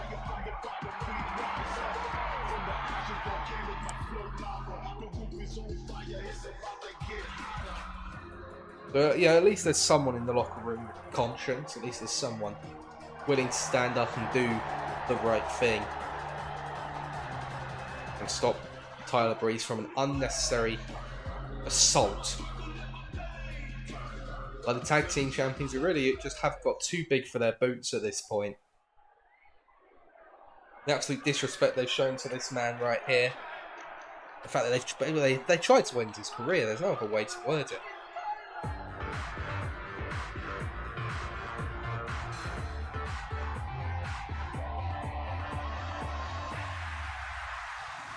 Is it my eyes when you look at me? They are so gorgeous. They'll set you free. It was with the intervention of Tyler Breeze that Pretty Deadly were able to ascend to the top of the pile and win the WWE Tag Team Championships. You can't deny my beauty shines on everything that you are. Hard man, but all model. Am I what you want? But now they feel that he's outstayed his welcome. And I for one think that is disgusting. But I suppose well, this is Tyler Breeze's chance to prove Pretty Deadly wrong, to show them that he still had a lot to offer them and they've made a mistake by turning their backs on Prince Pretty.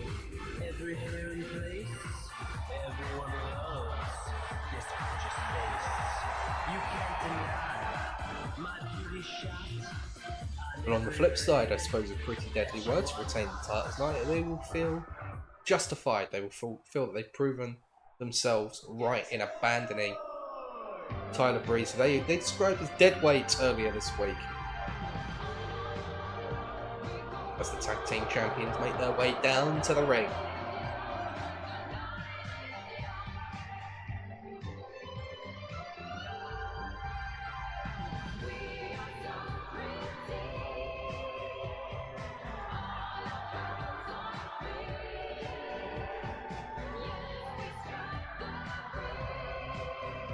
Well, we mentioned how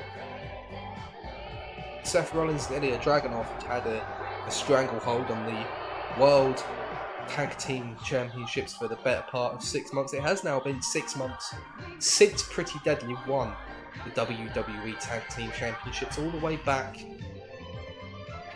at Money in the Bank when they defeated the Street Profits. They haven't looked back ever since.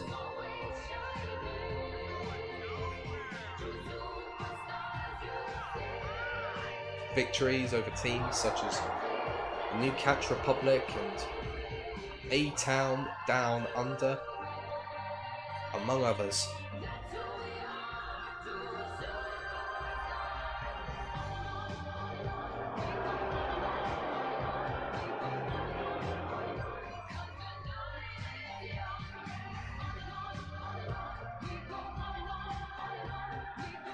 Can they walk into the new year?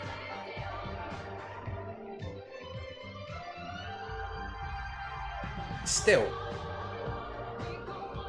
WWE Tag Team Champions. It's a split. It's a split in the audience.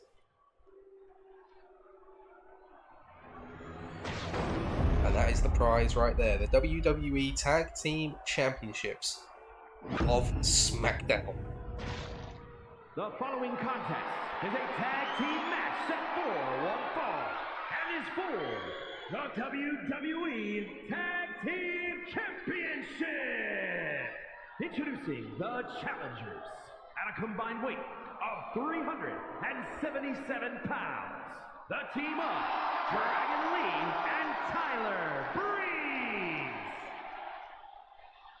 And their opponents at a combined weight of 357 pounds. The WWE Tag Team Champions, Elton Prince and Kid Wilson, Pretty Deadly.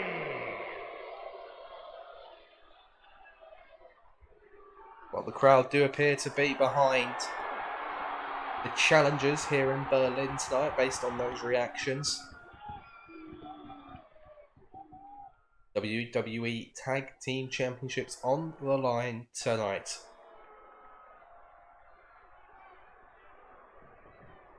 It's going to be Dragon Lee and Tyler Breeze taking on Pretty Deadly, the WWE Tag Team Championships. Let's get this one underway. It's going to be Dragon Lee and Elton Prince kicking this match off.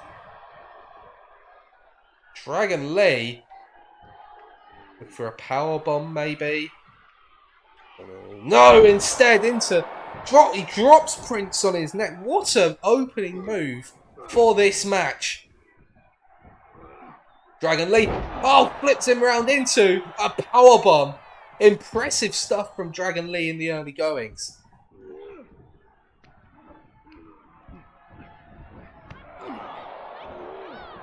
Prince whiffs the clothesline, but he's able to get a combination of strikes going instead.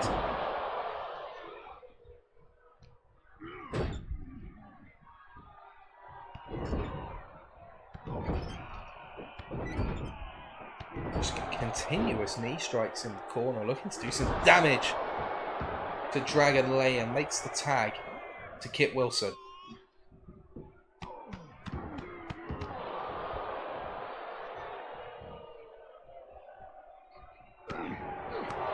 Keeps up the assault on Dragon Lee. Tyler Breeze was reaching out for the tag. Kit Wilson going to make sure that doesn't happen. Looking to isolate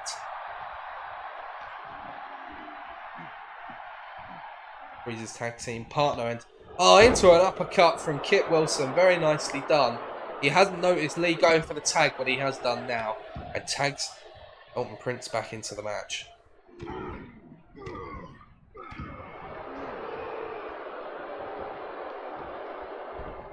And you can see the frustration building for Tyler Breeze in the far corner. Waits to get tagged back into this match. And Pretty Deadly are going to do everything in their power to stop that from happening.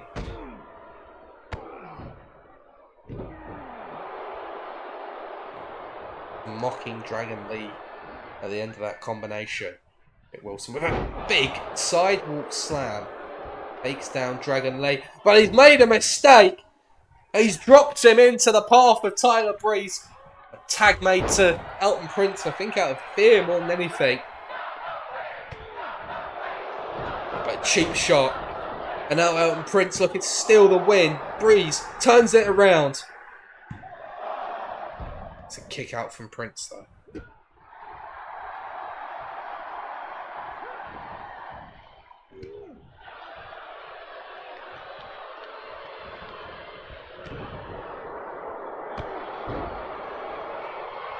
This is a rare sight as Elton Prince heads up to the top rope, looking to drop an elbow across the spine of Tyler Breeze, and he's telling the Berliners to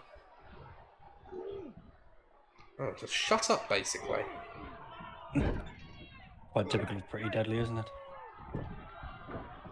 It is indeed, and well, a little bit of an assisted code breaker. That was beautiful, or should I say that it was pretty? Was it? Should I say that it was pretty deadly? Cover made now on Tyler Breeze. Gets the 2 count.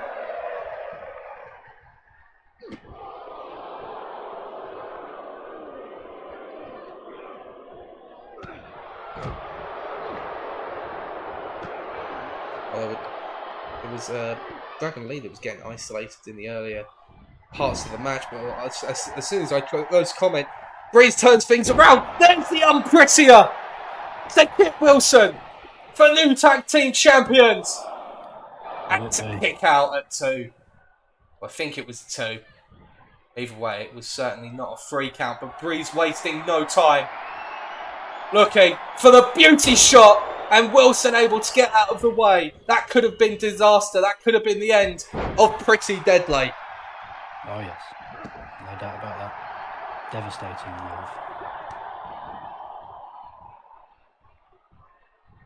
Wilson rolls to the outside the ring, and it's going to leave Dragon Lee to take out both members of Pretty Deadly with their suicide dive at the end of it.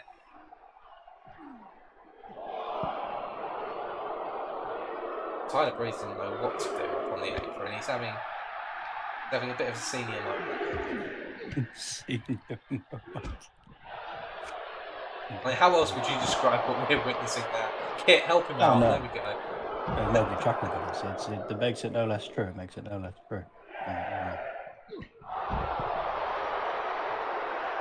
Well, Dragon Lee seems distracted by the appearance of Elton Prince, but it's allowed an opportunity for the tag team champions to strike, maybe.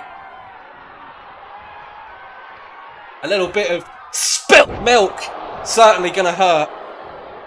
Dragon Lee into the cover, but Breeze is there to make the save. Yeah, got in the ring straight away. Did very well, Tyler Breeze. Really smart move to break up that cover nice and quickly. Dragon Lee. That's the move that he used to open up the match. Going to drop Elton Prince on his neck for the 2nd time tonight. Look at the strength, core strength to do that and then almost have the little bridge afterwards where he holds him in position. Just a wonderful wrestler, Dragon Lee. I've been really looking forward to seeing him in action, and he has not disappointed. Looks able to get out of the way of that drop kick there. It seemed for a moment like Lee might have been successfully getting out of harm's way.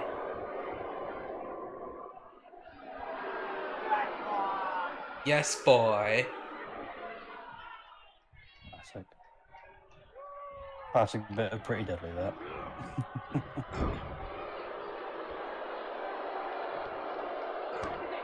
The tag is made to reintroduce Kit Wilson to the match. It was so nice, they just had to do it twice. The assisted code breaker, dropping Dragon It was Lee. that nice. It was a beautiful assisted code breaker.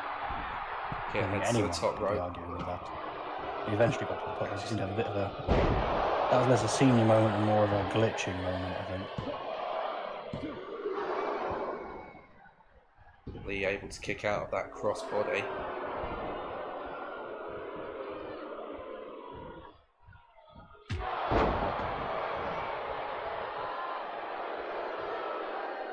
A few words being exchanged by Kit Wilson and Tyler Breeze, and a drop kick wiping out Breeze. Absolutely no respect being shown for the former manager of Pretty Deadly.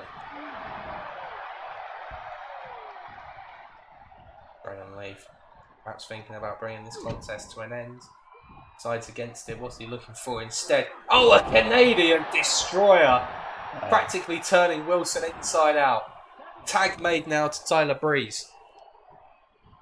That is such a horrible move to watch, but it's also absolutely beautiful in a weird sort of way. I'd describe it as pretty deadly. Pretty deadly. Yeah, it is pretty deadly.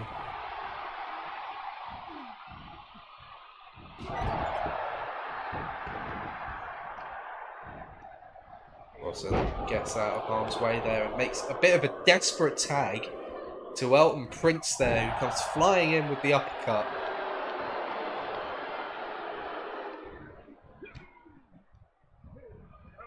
Irish whip by Breeze drops Elton Prince with the back elbow. A leg drop to follow it up. A shoosh, says Tyler Breeze. Maybe he's been training with Chad Gable, and well, no, he's not training with Chad Gable because he wouldn't have missed that had he been training with Mr. Gable. Oh, thank you. Thank you. A shoosh, leg drop. That's how it's done.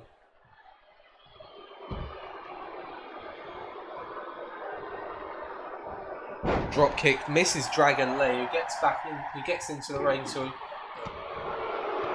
do nothing, and instead takes a few shots from good old Elton. Elton Prince dropping the elbow right across the chest of Dragon Lee, absolutely wipes him out. It's going to give Tyler Breeze an opportunity to hit that big impact DDT. Again, fabulous move. Really, really great move to watch. And Breeze with a suicide dive had to leap over the carcass of Dragon Lee to do it. But still executed to perfection. Not on the outside of the ring! The Unprettier! And Pretty Deadly might have to change their names after tonight, because that's an Unprettier that's been delivered to both of them. So perhaps we'll be calling them Unpretty Deadly in the future.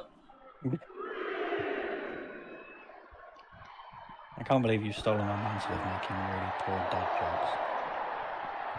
jokes. I'm both proud and sad at the same time. Breeze needs to get both himself and Prince back into the ring, because the count out means that Pretty Deadly would retain the championships. Back in the ring now. Breeze makes the tag to Dragon Lee. Lee back into the match. A big knee to the face of Elton Prince. Might have knocked him out. And Wilson feels the need to make the save. Hang on a second. He's completely dumped out of the ring by Dragon Lee. And Lee has Elton Prince alone, one-on-one. Oh, Prince with a roll-up, inside cradle. Looking to steal a win here. And it's a last-second kick-out by Dragon Lee that saves the match for his team. Just about showed a lot of resilience, a lot of determination to make that kick out. Very, very close to a finish. Big boot missed. Lee looking to strike. Operation Dragon into the cover. And we've got new tag team champions. Oh my god. Unbelievable. Lily is crying. Dragon Lee is smiling, and Pretty Deadly will be pretty devastated by that one, and not just physically. But you know what? I thought Dragon Lee was absolutely superb, and Tyler Breeze wasn't half bad as well. Those two men deserve to be the tag team champions. Pretty Deadly are the architects of their own downfall. They have no one else to blame but themselves. They're the ones that brought the wrath of Tyler Breeze down upon themselves. And it's blown up spectacularly in their faces.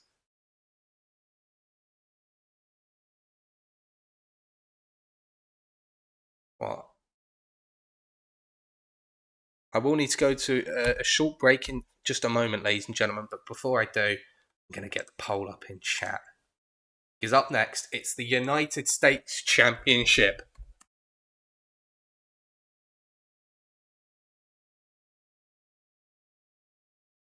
So who will be the United States Champion? Will it be the challenger Stardust, or will it be the defending champion Bron Breakker? See, my brain is telling me one thing, but my heart is desiring another. And by which I mean Stardust. Just look at him. Beautiful.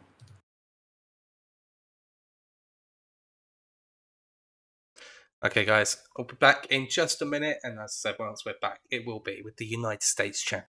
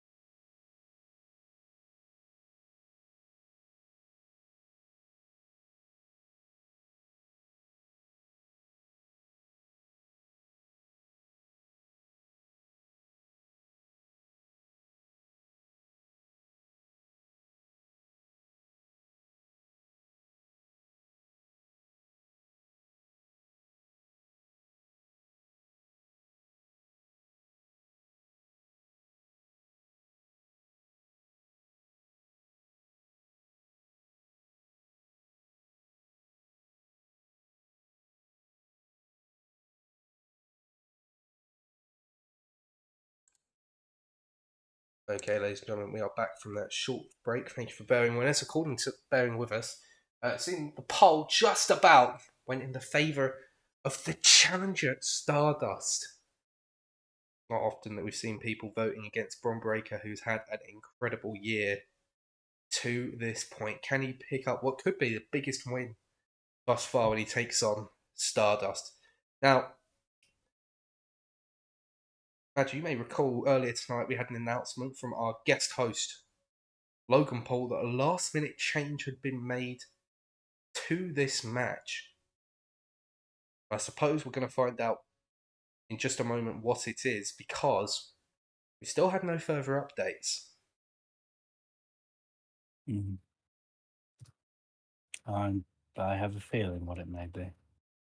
I have a feeling. Well, let's find out what it is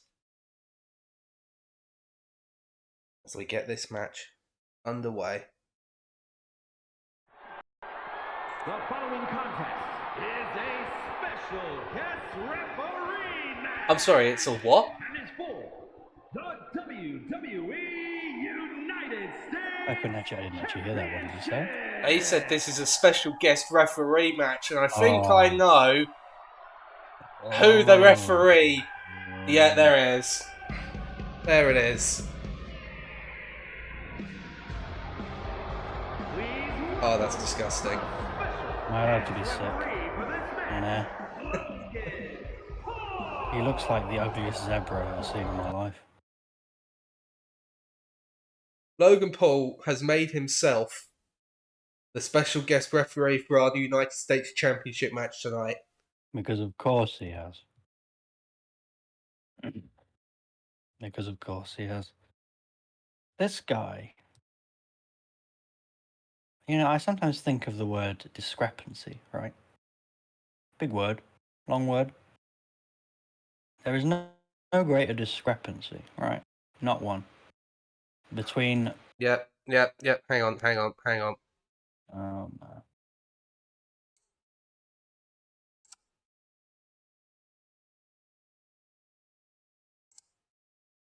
Why couldn't it have done this during the break? Hey guys, why couldn't it have done that?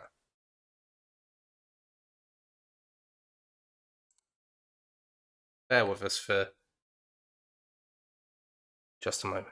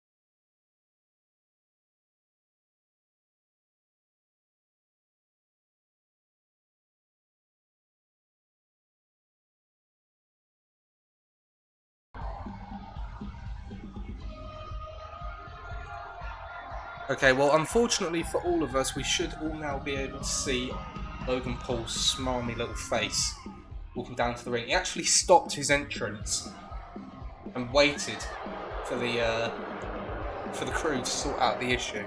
He refused to be robbed of his entrance, despite the fact that he's not even supposed to be involved in this match. Of course he's not, but when someone with the ego and the arrogance of Mr. Paul, sees an opportunity to get involved with something, he's going to do it. He's going to get involved. That's what he's going to do. And more fool us for trying to actually enjoy a good wrestling match and watch good wrestling. More fool him for thinking he in any way adds anything of value to this program. And more fool Stardust and Bron Breakker if they don't clock his jaw. That's all I've got to say.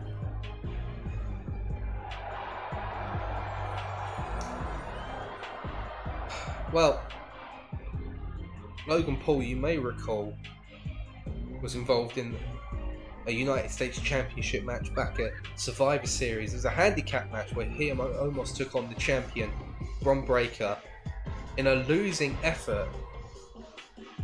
And let's just say I don't have much faith in this official to remain impartial. Put it that way. Yeah, me neither. Me neither.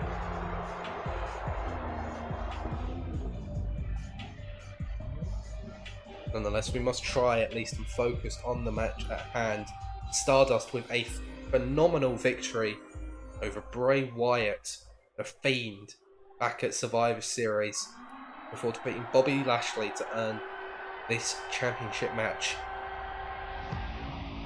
Former World Heavyweight Champion looking to become the United States Champion tonight.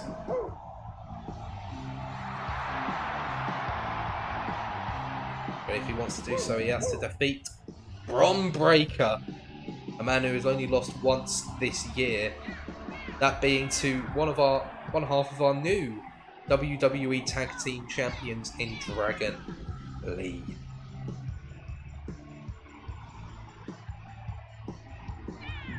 Come to think of it, it's been a pretty good start to life for Dragon Lee. He has a victory over Bron Breakker and now he's a champion. He's doing pretty well for himself. I didn't realise he had a victory over Bron Breakker. He did, but guess who got involved in that match? Logan the Disease Paul, I would imagine. You are correct. I wish I wasn't, but thank you. Thank you for letting me know. So can Bron Breakker add another impressive scalp to his resume? Or is the United States Championship about to take a trip to the fifth dimension? It's the United States Championship on the line in this contest. Let's hand it over to our ring announcer for the introductions. Introducing the challenger from the fifth dimension, weighing in at 220 pounds, Stardust!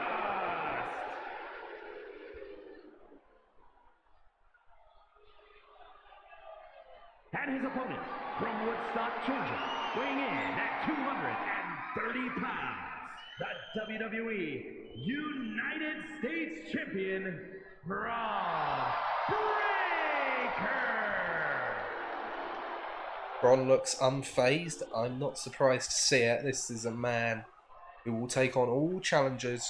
He will take on all comers. He's not fazed either by the bizarre opponent he faces in Stardust or the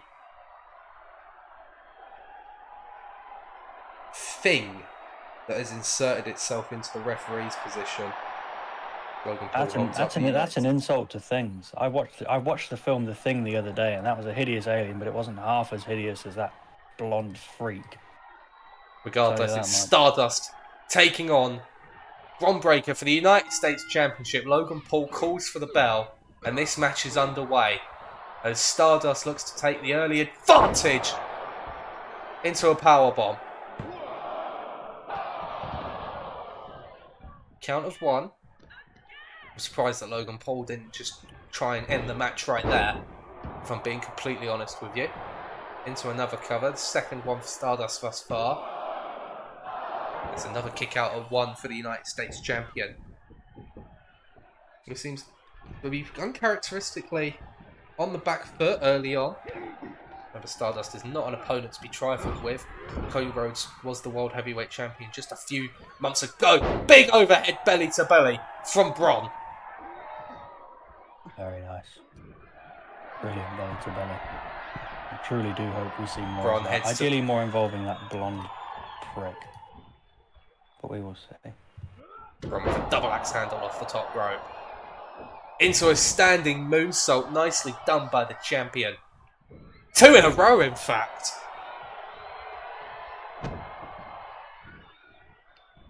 And now trapping the arms, looking for those strikes to the back of the skull. Absolutely no defense for Stardust there. Into a cover goes Bron Breakker. It's only a 1 count. And so far, Logan Paul seems to be calling the pins legit, but I'm still suspicious.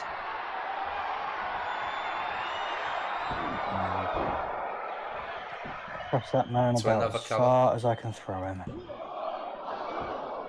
Another 1 count.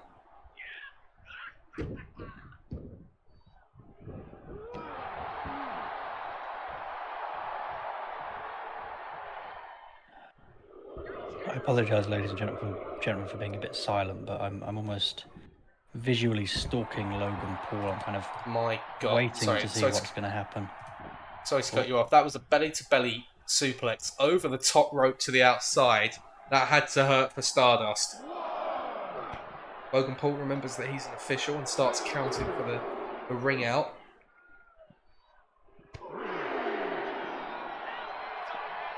Stardust sent into the steps.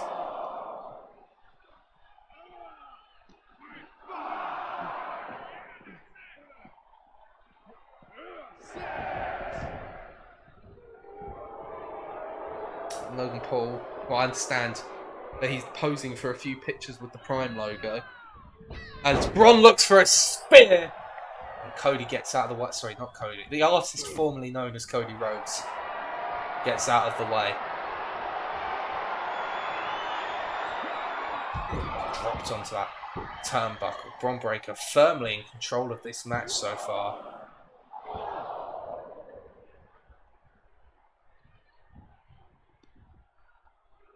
Stardust just unable to do anything to turn this one around.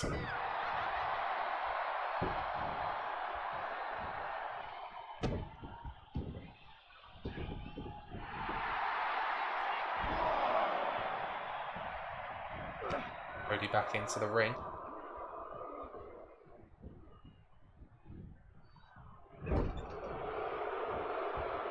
And Logan Paul insists on reminding the crowd that he's here.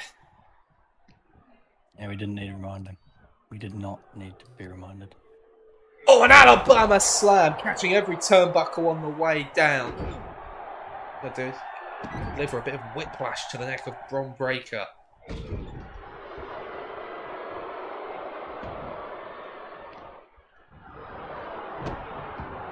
Oh, Logan Paul's not even pretending, really, is he? He's playing it up. This is all a publicity stunt for him, it would appear, as Cody out of the corner with the Cody cutter. Hooks the leg. But Bron kicks out at 1. And now Stardust lining up the United States champion. Looking for the crossroads, doesn't connect. Instead, there's a disaster kick that drops the champion, who rolls to the outside of the ring. And Stardust, off the ropes, takes out the champion. And the challenger getting back into this match now.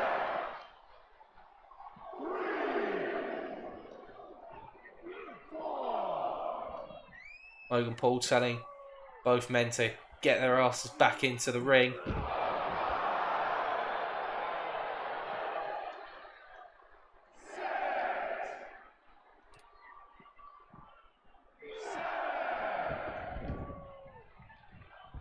Cody does bring Bron back into the ring before immediately leaving.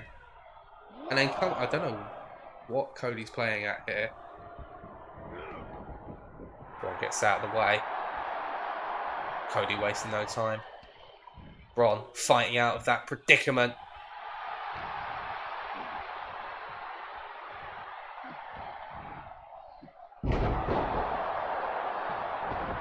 Bron firing himself up. Cody out of harm's way, at least for a moment.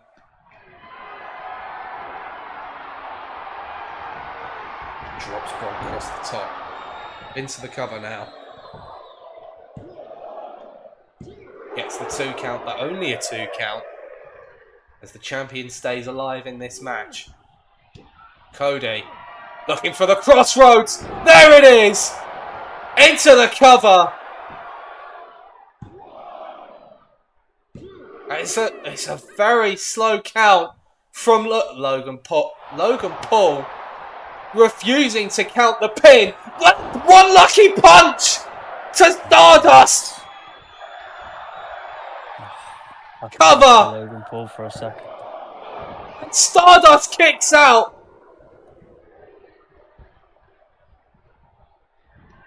And Braun. I've no idea if Braun has any idea what just happened, but the military press. Here's the cover. And Stardust kicks out. Oh my god. Really feels like this man just becomes a different level of human being when he puts on that makeup and almost becomes Stardust, if you will. It just becomes he's different gravy, this guy. Different gravy.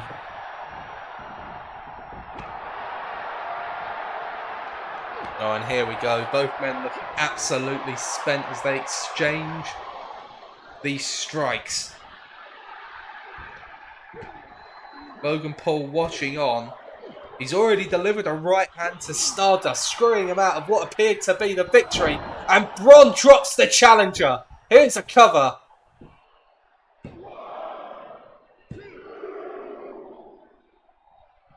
And Logan Paul, now he's released the. What is Logan Paul doing in this match? He's saying that's not good enough. He's doing what he always does. The only thing he knows how to do is being a massive prick. That's what he's doing. And Logan Paul watching as the pedigree delivered by Stardust to the United States champion into the cover.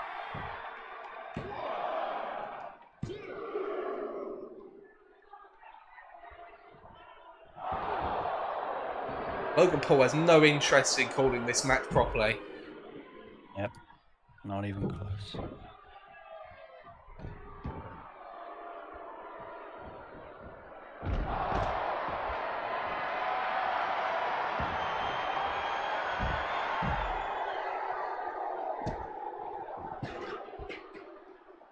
Well, he's introduced a chair to the ring. As Cody with a crossroads on the outside.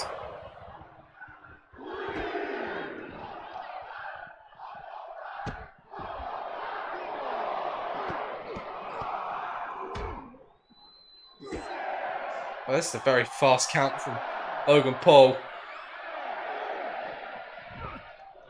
His count is at 9.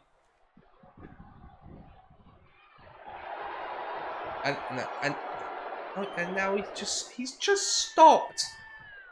Why has he just stopped? Not again.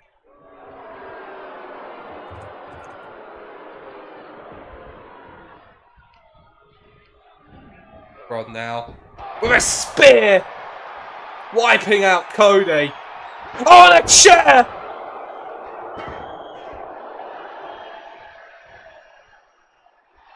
Logan Paul striking the champ with a chair.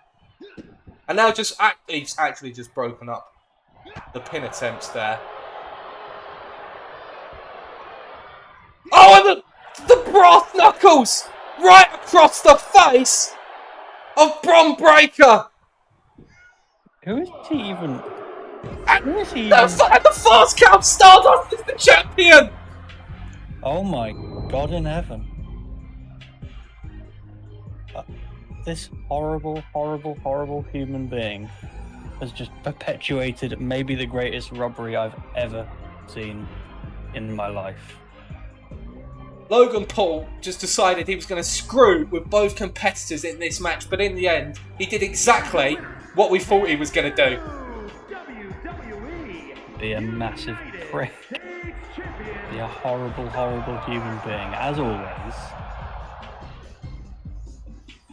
And more to the point, costing Bron Breakker the United States Championship that he's held for so long. He couldn't get it off him legitimately. He couldn't legitimately find anyone to beat him, so he perpetuated a robbery. I don't even know if Stardust knew much about it, because I don't know where Stardust's head is ever at. He would have to have full cognitive function to have been party to that. No, it is true. It is. And who knows if Stardust has that or not. Ladies and gentlemen, we've got to move on. What Stardust has. It's time for the Women's Tag Team Championships. Ooh. Now this is going to get very, very interesting. So who will be the Women's Tag Team Champions? Will it be the odd couple team of Bayley and Roxanne Perez? Will it be Chelsea Green and Piper Niven? Or will it be the champions of Alba Fire and Isla Dawn?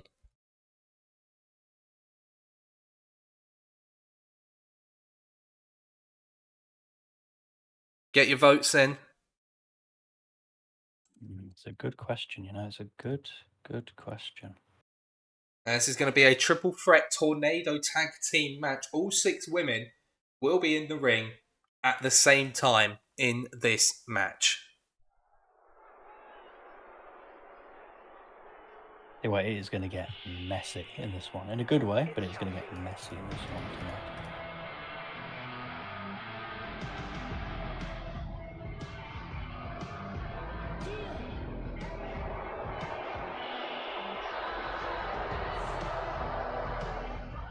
So it's Chelsea and Piper up first. This is a triple threat tag team match. And it's for the WWE Women's Tag Team Championship. Introducing the challengers, the team of Piper Niven and Chelsea Green. It's been a long road for Piper and Chelsea to get to this point, finally getting a shot at the Women's Tag Team Championships.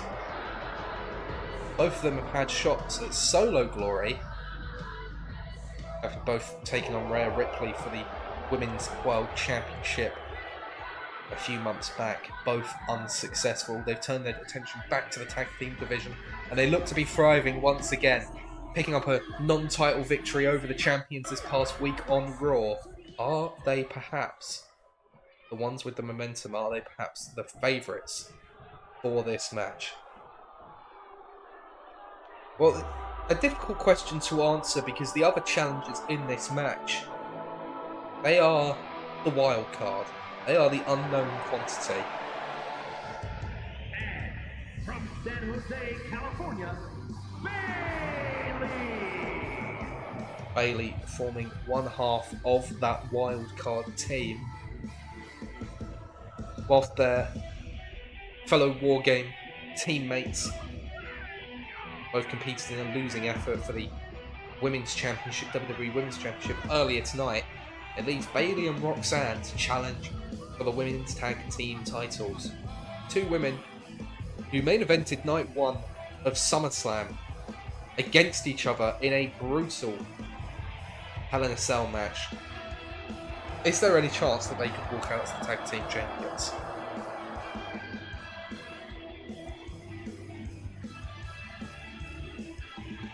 That is the question we have to ask ourselves.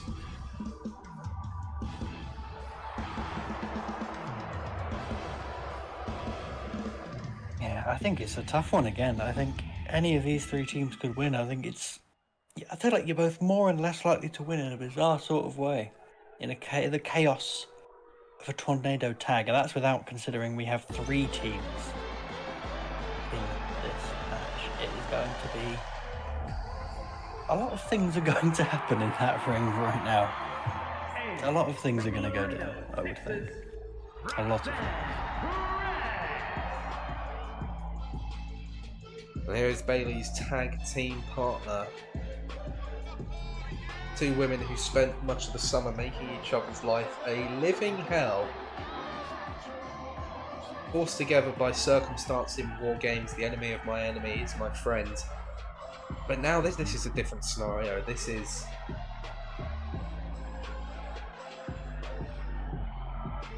They don't need to be doing this. I'm not sure either of these two wants to be doing this. Yeah, I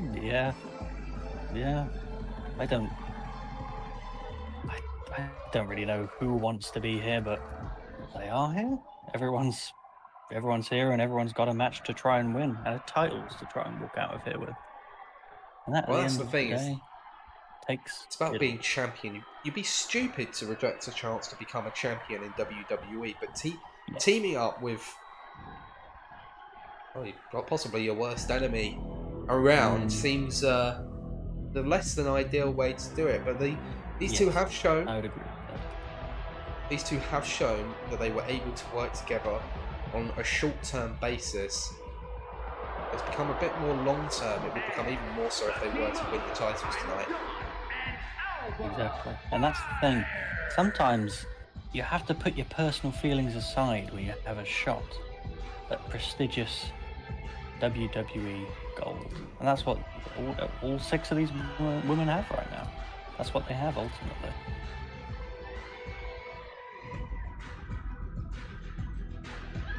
The crowd are split between these 3 teams.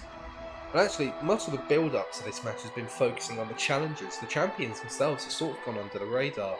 We talk about the revitalised team of Chelsea Green and Piper Niven.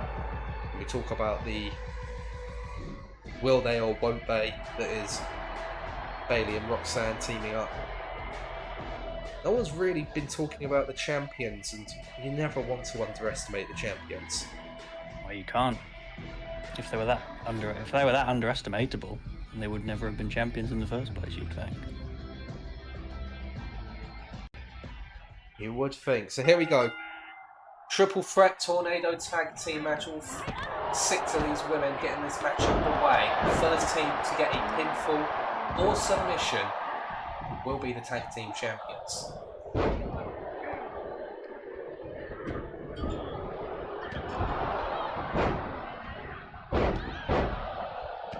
Going to be a little bit hectic. It's going to be a difficult one to keep up with.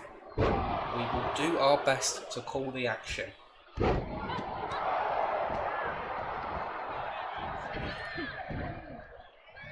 As Chelsea Green and Roxanne are having a bit of a Looney Tunes moment there, it has to be said. With shadow boxing over the body without the fire.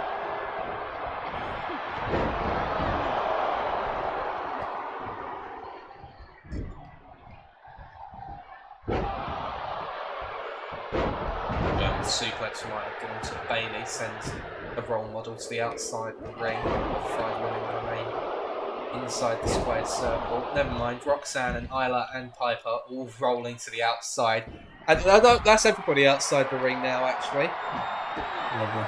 I've decided to switch the entire concept of the match and it'll just be outside the ring at once. Piper Niven going ham with that kendo stick on Roxanne before tossing it into the face of Bayley. Piper Niven like a house on fire at the moment. She's all over her opponents in this match.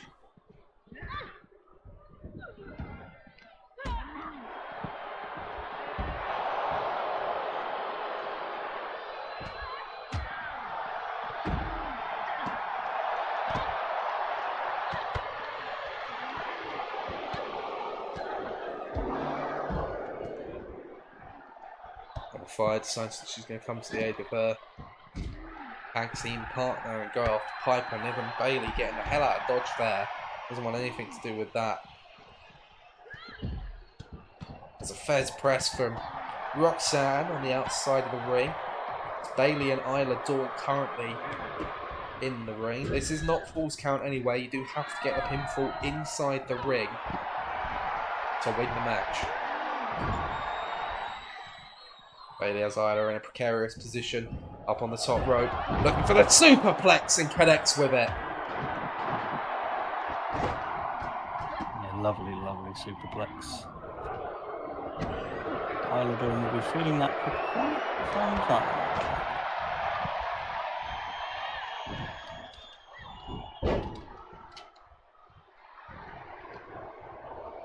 Bailey and Roxanne looking to hold down the high ground here that is the ring. Taking on all comers.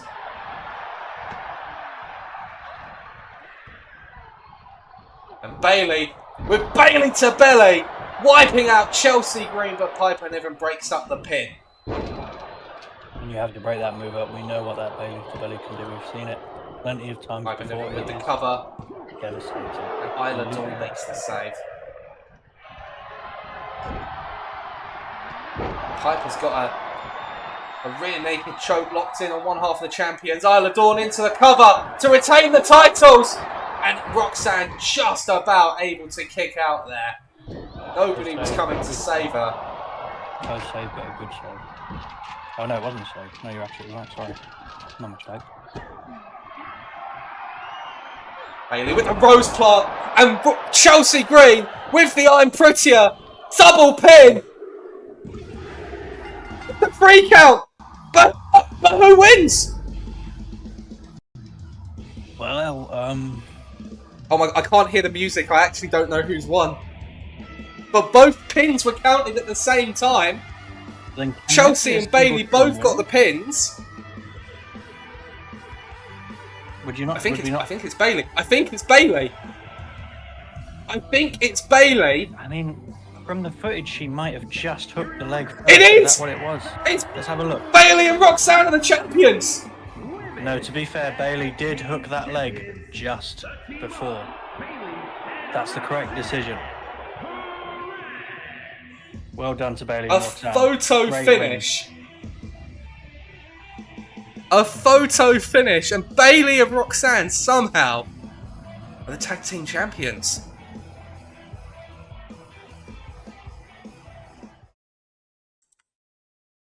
Wow. I mean, I'm fair play to them. You know what? Sometimes it really is the fine margins in wrestling that decide which way titles can turn. Chelsea Green is going to feel like she's been robbed there. True, she will be furious. She will be furious. Ladies and gentlemen, it's time for tonight's main event. The poll, who will be the WWE champion? And not only that, but who will be the one true tribal chief? Because it is time for tribal combat in our main event. As Jacob Fatu challenges Roman Reigns for both of those titles.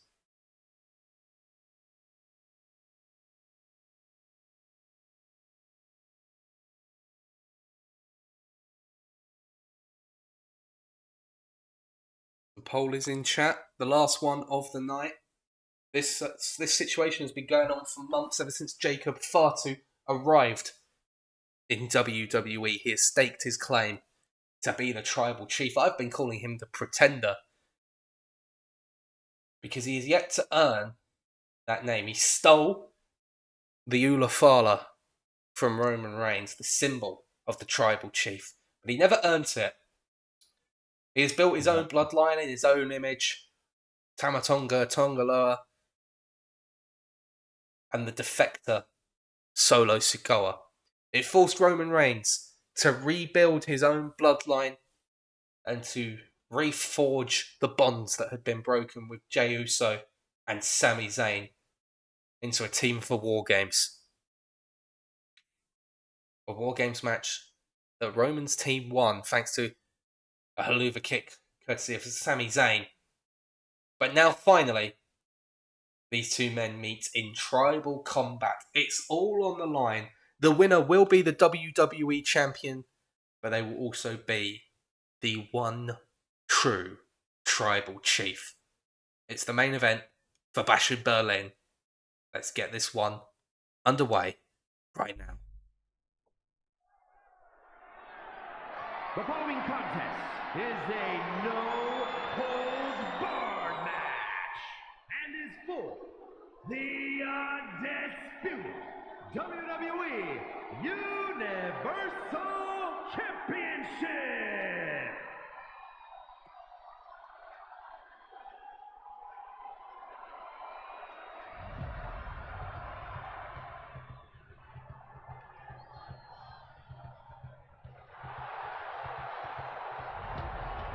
And here comes the Pretender, the Samoan Werewolf, still wearing the Ula Fala around his neck. But if he loses tonight, it will be for the last time. There will be no dispute after this as to who truly sits at the head of the table.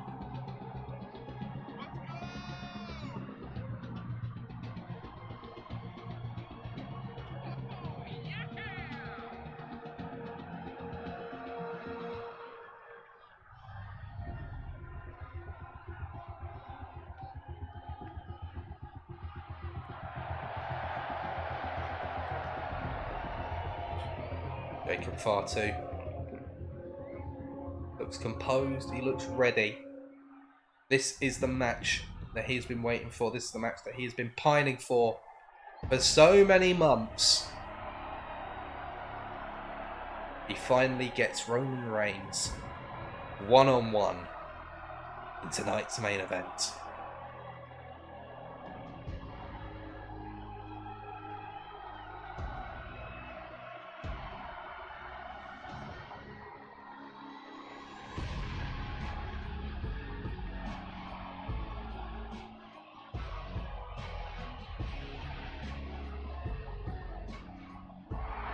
Roman Reigns is not alone. The wise man accompanying Reigns for this match, and well, this t-shirt that Roman Reigns is wearing tells you exactly what he thinks. The original, the only Tribal Chief. Well, he's the only one with Paul Heyman, so that's all that matters, isn't it, really? That is all that matters. There you go.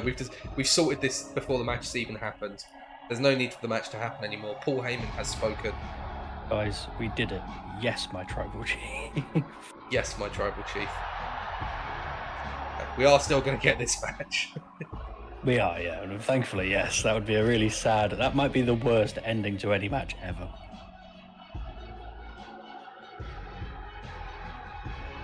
For the wise man accompanying the Tribal Chief as he finally brings his judgment on the Pretender to his throne. But is there a final twist to this tale? Is this the night that Reigns reasserts his authority and his position at the head of the table over the bloodline? Or is this the night that it all comes crumbling down for Reigns? And will the Pretender perhaps become the usurper? The audience do not believe it is so. They acknowledge only one Tribal Chief, and his name is Roman Reigns. The people have spoken.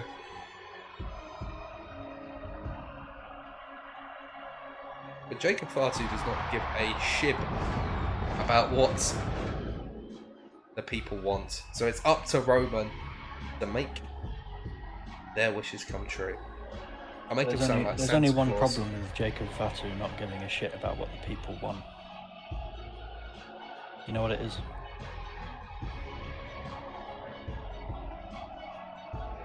What's that? Roman Reigns doesn't give a shit about Jacob Fatu. That's the problem. That is I the think problem. we are going to see that come to fruition tonight.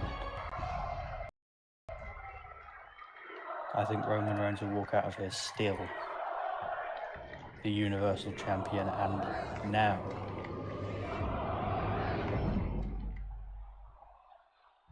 so true. The one, the original. Introducing the challenger from the Isle of Samoa, weighing in at 279 pounds, Jacob Fouts-Dude! And his opponent from Pensacola, Florida, weighing in at 265 pounds, the undisputed WWE Universal Champion, Roman Reigns!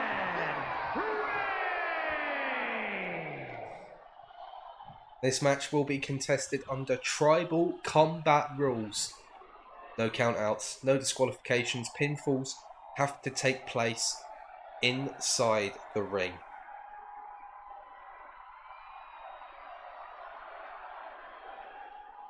And that's the prize right there, the WWE Championship and a position at the head of the table.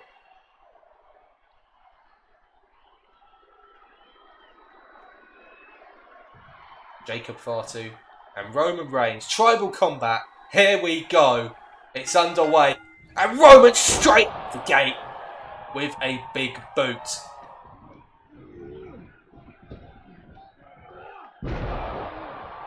No hesitation, no delay in the tribal chief exerting his judgment.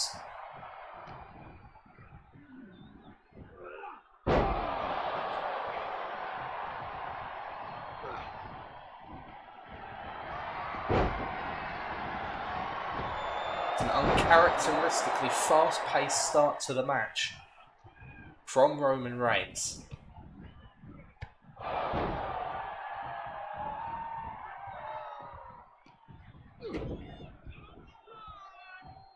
And DDT looks to put Fatu down quickly in this match.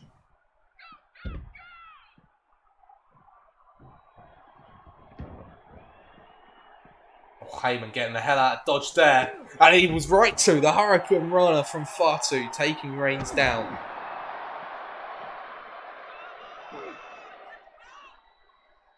Roman dropped chest and face first into the barricade.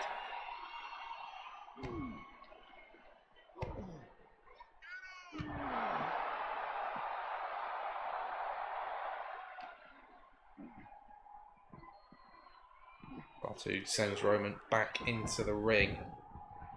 Gonna follow him as Heyman looks for something under the ring that maybe perhaps will assist Tribal Chief. As Roman looking for the schoolboy into the powerbomb. First cover of the match. There's only one. Is that a light bar that Heyman has handed to Reigns? Well, it doesn't matter as the Hurricane Runner puts a stop to that. A big Samoan drop from Fatu.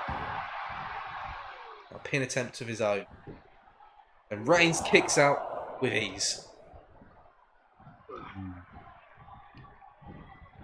Irish whip sends Reigns to the outside, but only to the apron.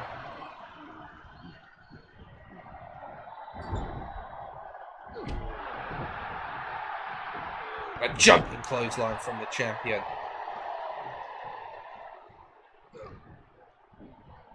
Roman up for a Samoan drop. No, instead turns it into a flat jab. Fatu back to his feet. Superman punch into a cover. And Roman releases the pin.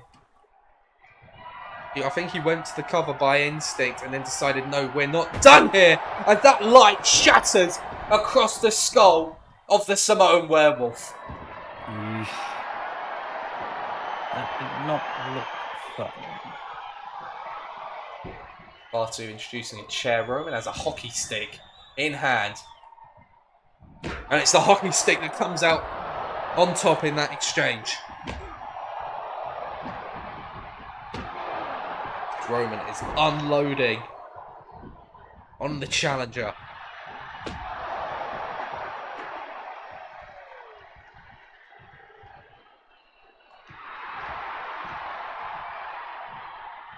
And a hockey stick right into the side of Fatu's face.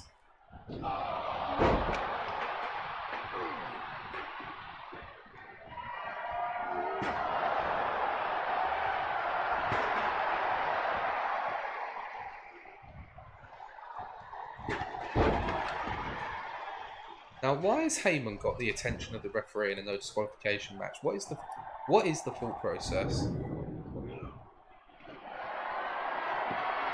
I mean, is the referee able not for a disqualification, but to call the match for the safety of the competitors? Is that a possibility here? I suppose he could, yes. Yeah, well, it's too early for that anyway, so I don't know. I think he's doing it out of habit. I think he's so used to distracting the referee, he's doing it, and he doesn't really know why. He just is, you know. I think that's what. Play ball.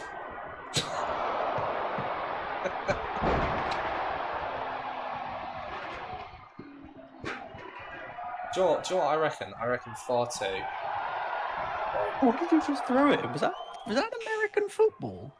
It's American football, and you know what? Oh I think my he just God. needed a bit more attention as a child. Hey, son, catch!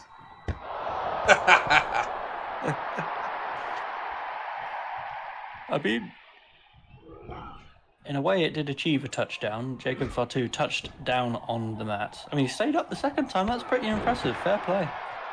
I don't think I would have stayed up if that was me, personally.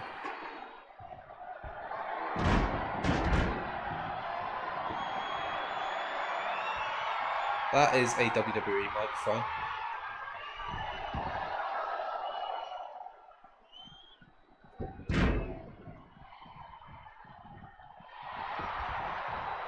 And Fatu. I looked like Roman was about to tell the crowd to acknowledge him. And Fatu into a Boston Crab. Looking to make the Tribal Chief submit, and instead he's dropped back first. Do you think there's a risk that Roman's not taking this match as seriously as he should, do you think? They got out of that Boston Crab very easy. I'd be very concerned if he wasn't taking this seriously. I seem to get that microphone to work, can it? Oh, well, I did just see it work. Berlin! Acknowledge that! As he gets taken out from behind. He really wants the crowd to acknowledge him.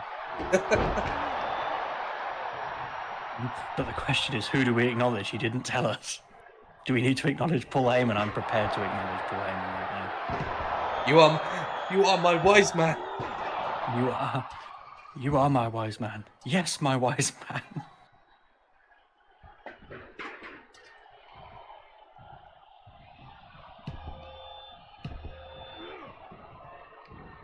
Fatu finds a reversal there.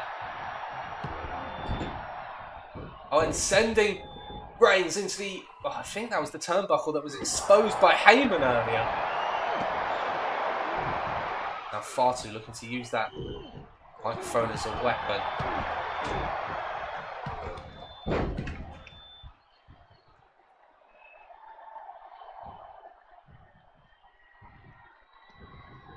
Another reversal there by Fatu. Reigns turns it around, and this time it's Fatu who goes chest first into the turnbuckle, and Reigns with a spin to Jacob Fatu. Here's the cover, and it's a kick out from Fatu.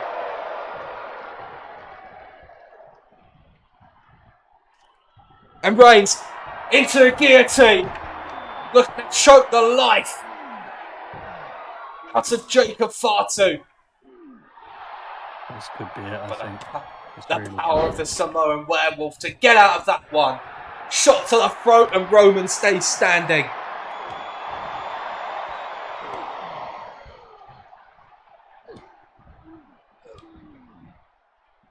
The power of Roman Reigns, the power of Jacob Fatu, it is unreal. It is absolutely brutal. Look at the way they're just battering and beating each other. My God in heaven.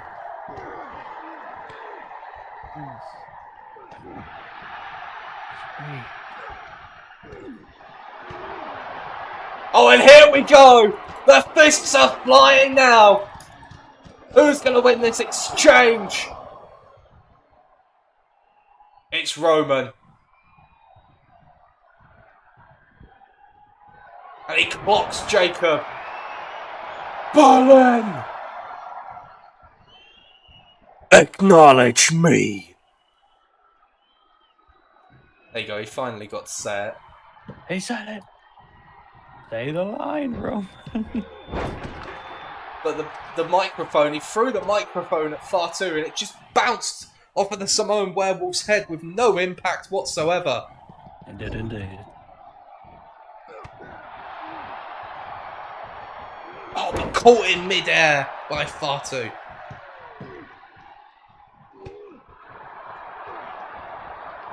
Big headbutt from Fatu. Irish whip off the ropes and a big headbutt again into a cover. And Roman kicks out.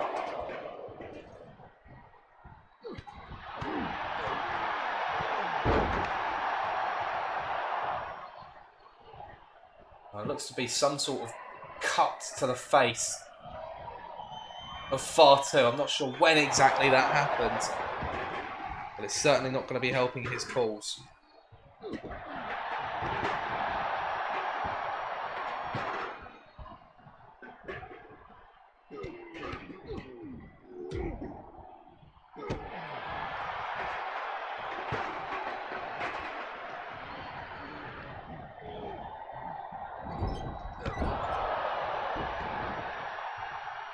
Fatu rolls to the outside of the ring.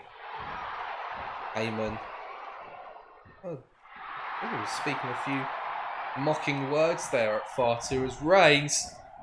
He teased a suicide dive, but decided not to go for it. Instead, waiting for Fatu to step back into the battleground. And a chair right to the face.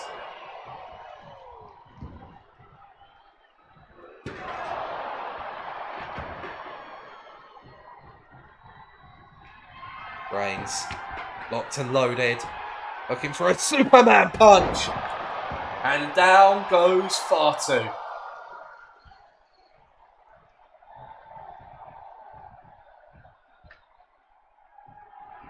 Fatu back to his feet. Only so that a hockey stick could be shattered across his back.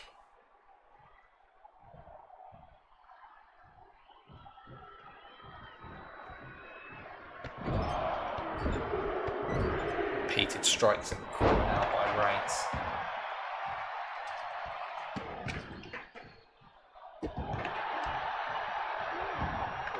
I don't think Reigns just wants to win this match. I think perhaps he wants to make an example of Jacob Fatu. Turns his attention to Heyman momentarily.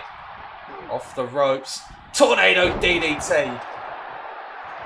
Takes Roman down. Here's a cover. Another kick out for Reigns.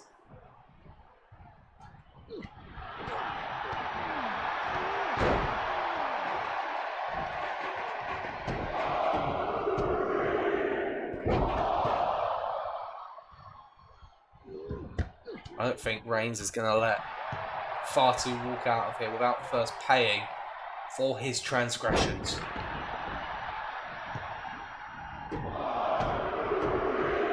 Really targeting that open wound on the face now.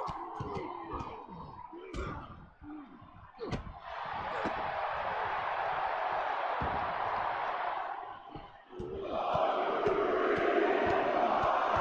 crowd are more than happy to count and chant along with each strike.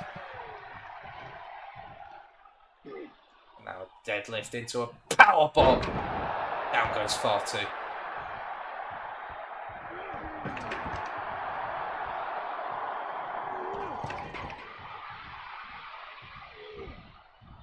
Third time's the charm though for Fatu in terms of kicking out. Reigns with another Superman punch.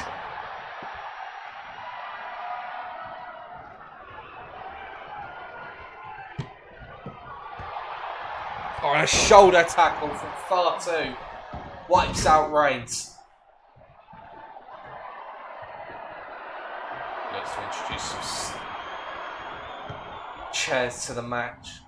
Bartu's really just been using his power this whole match, hasn't he, to steamroll any attempts by Roman Reigns to dominate and overpower him. And so far it has worked a treat.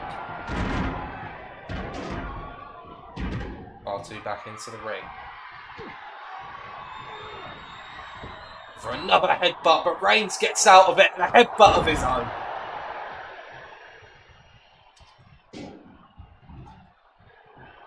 Referee, please move. Okay, he was alright.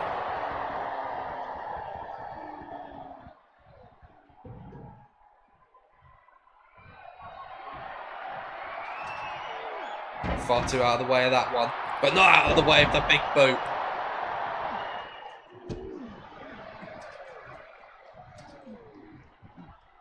Fatu takes Reigns onto the ropes.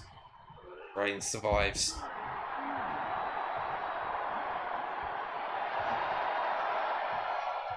Well, blood is starting to cake the canvas. It's all flowing from the face of Fatu. And that's not going to help. The steps to the face.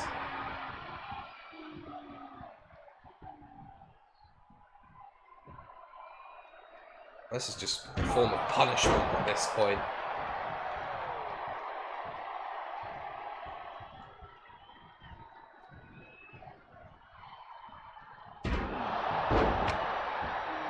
Oh, the referee nearly got clocked there by the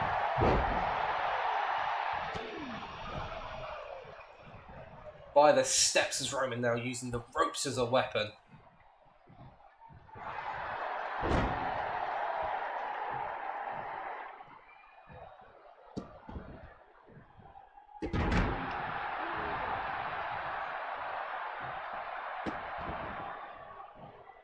Just brutalizing the Samoan werewolf here.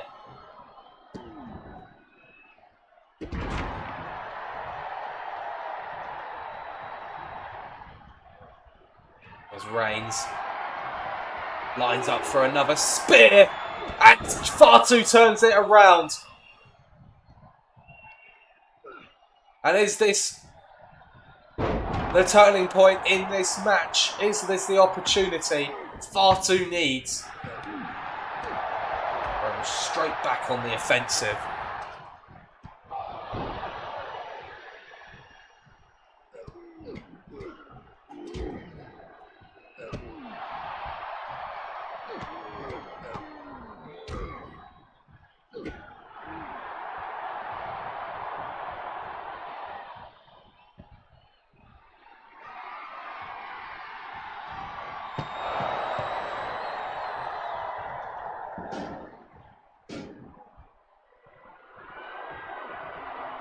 Reigns just dropping those steps onto a defenseless Jacob Fatu. This has been a demolition job by the champion tonight.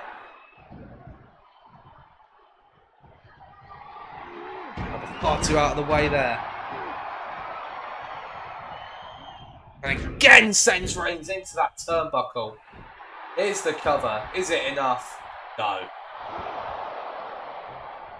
Reigns refusing to stay down for Jacob Fatu at all in this match. Reigns out of the corner with a Superman punch.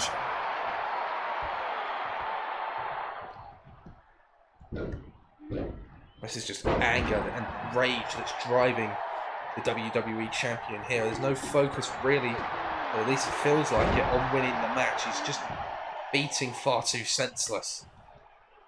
Look at the blood in the ring. Look at the blood. Oh my God. And Reigns tossing Fatu across the ring. And once again demands that Berlin acknowledges him.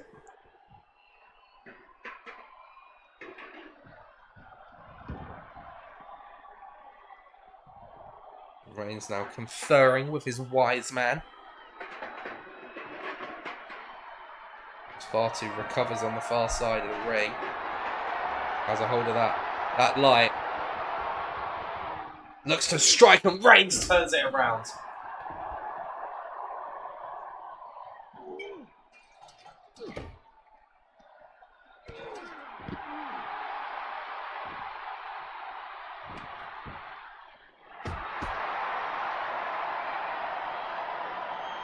R2. Well, he was back to his feet in a very groggy state. But Reigns was only too happy to capitalise on. No count-outs in this match. The referee's just going to have to let this play out. Fatu showing signs of life here. Fights out. And a pop-up into the Samoan drop. Takes the champion down. And Heyman feels the need to intervene on behalf of his tribal chief. Reigns back to his feet now. Capitalising on the distraction. And has Fatu up on the announce table. This could be trouble for Jacob Fatu. Reigns with a rock bottom through the announce table.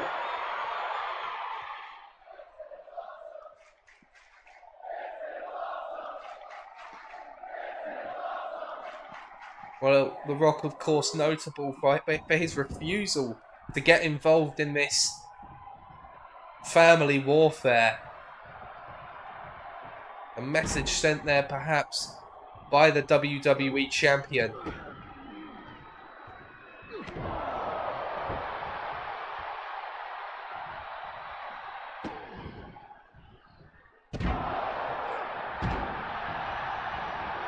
Reigns able to get out of harm's way there and then drag Fatu to the outside of the ring. Fatu turns that one around.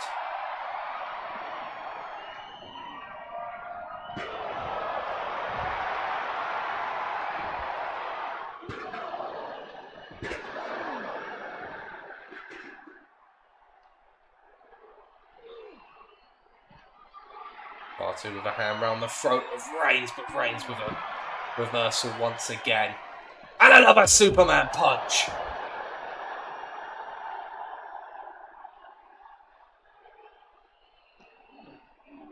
Rocking Jacob Fatu.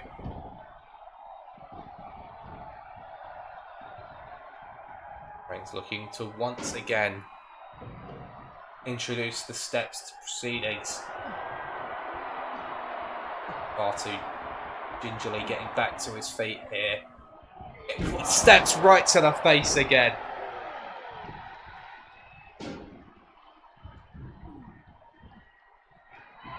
And again.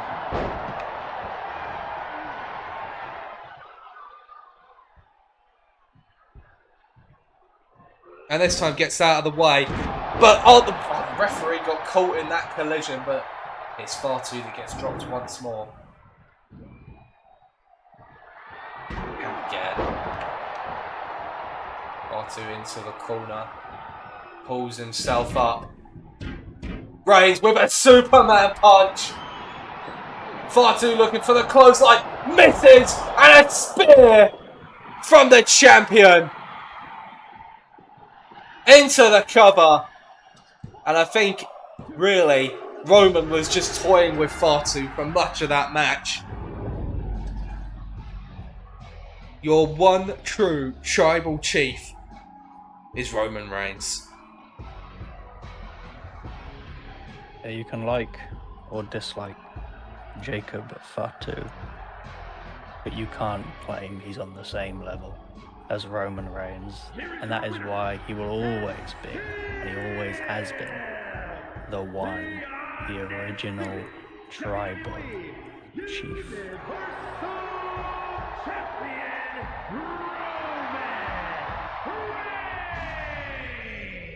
The wise man hands over the title that rightly belongs to the tribal chief.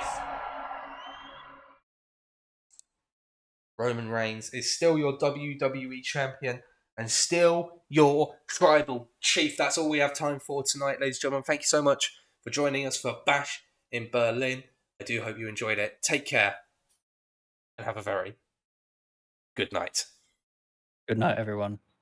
Thank you for joining us.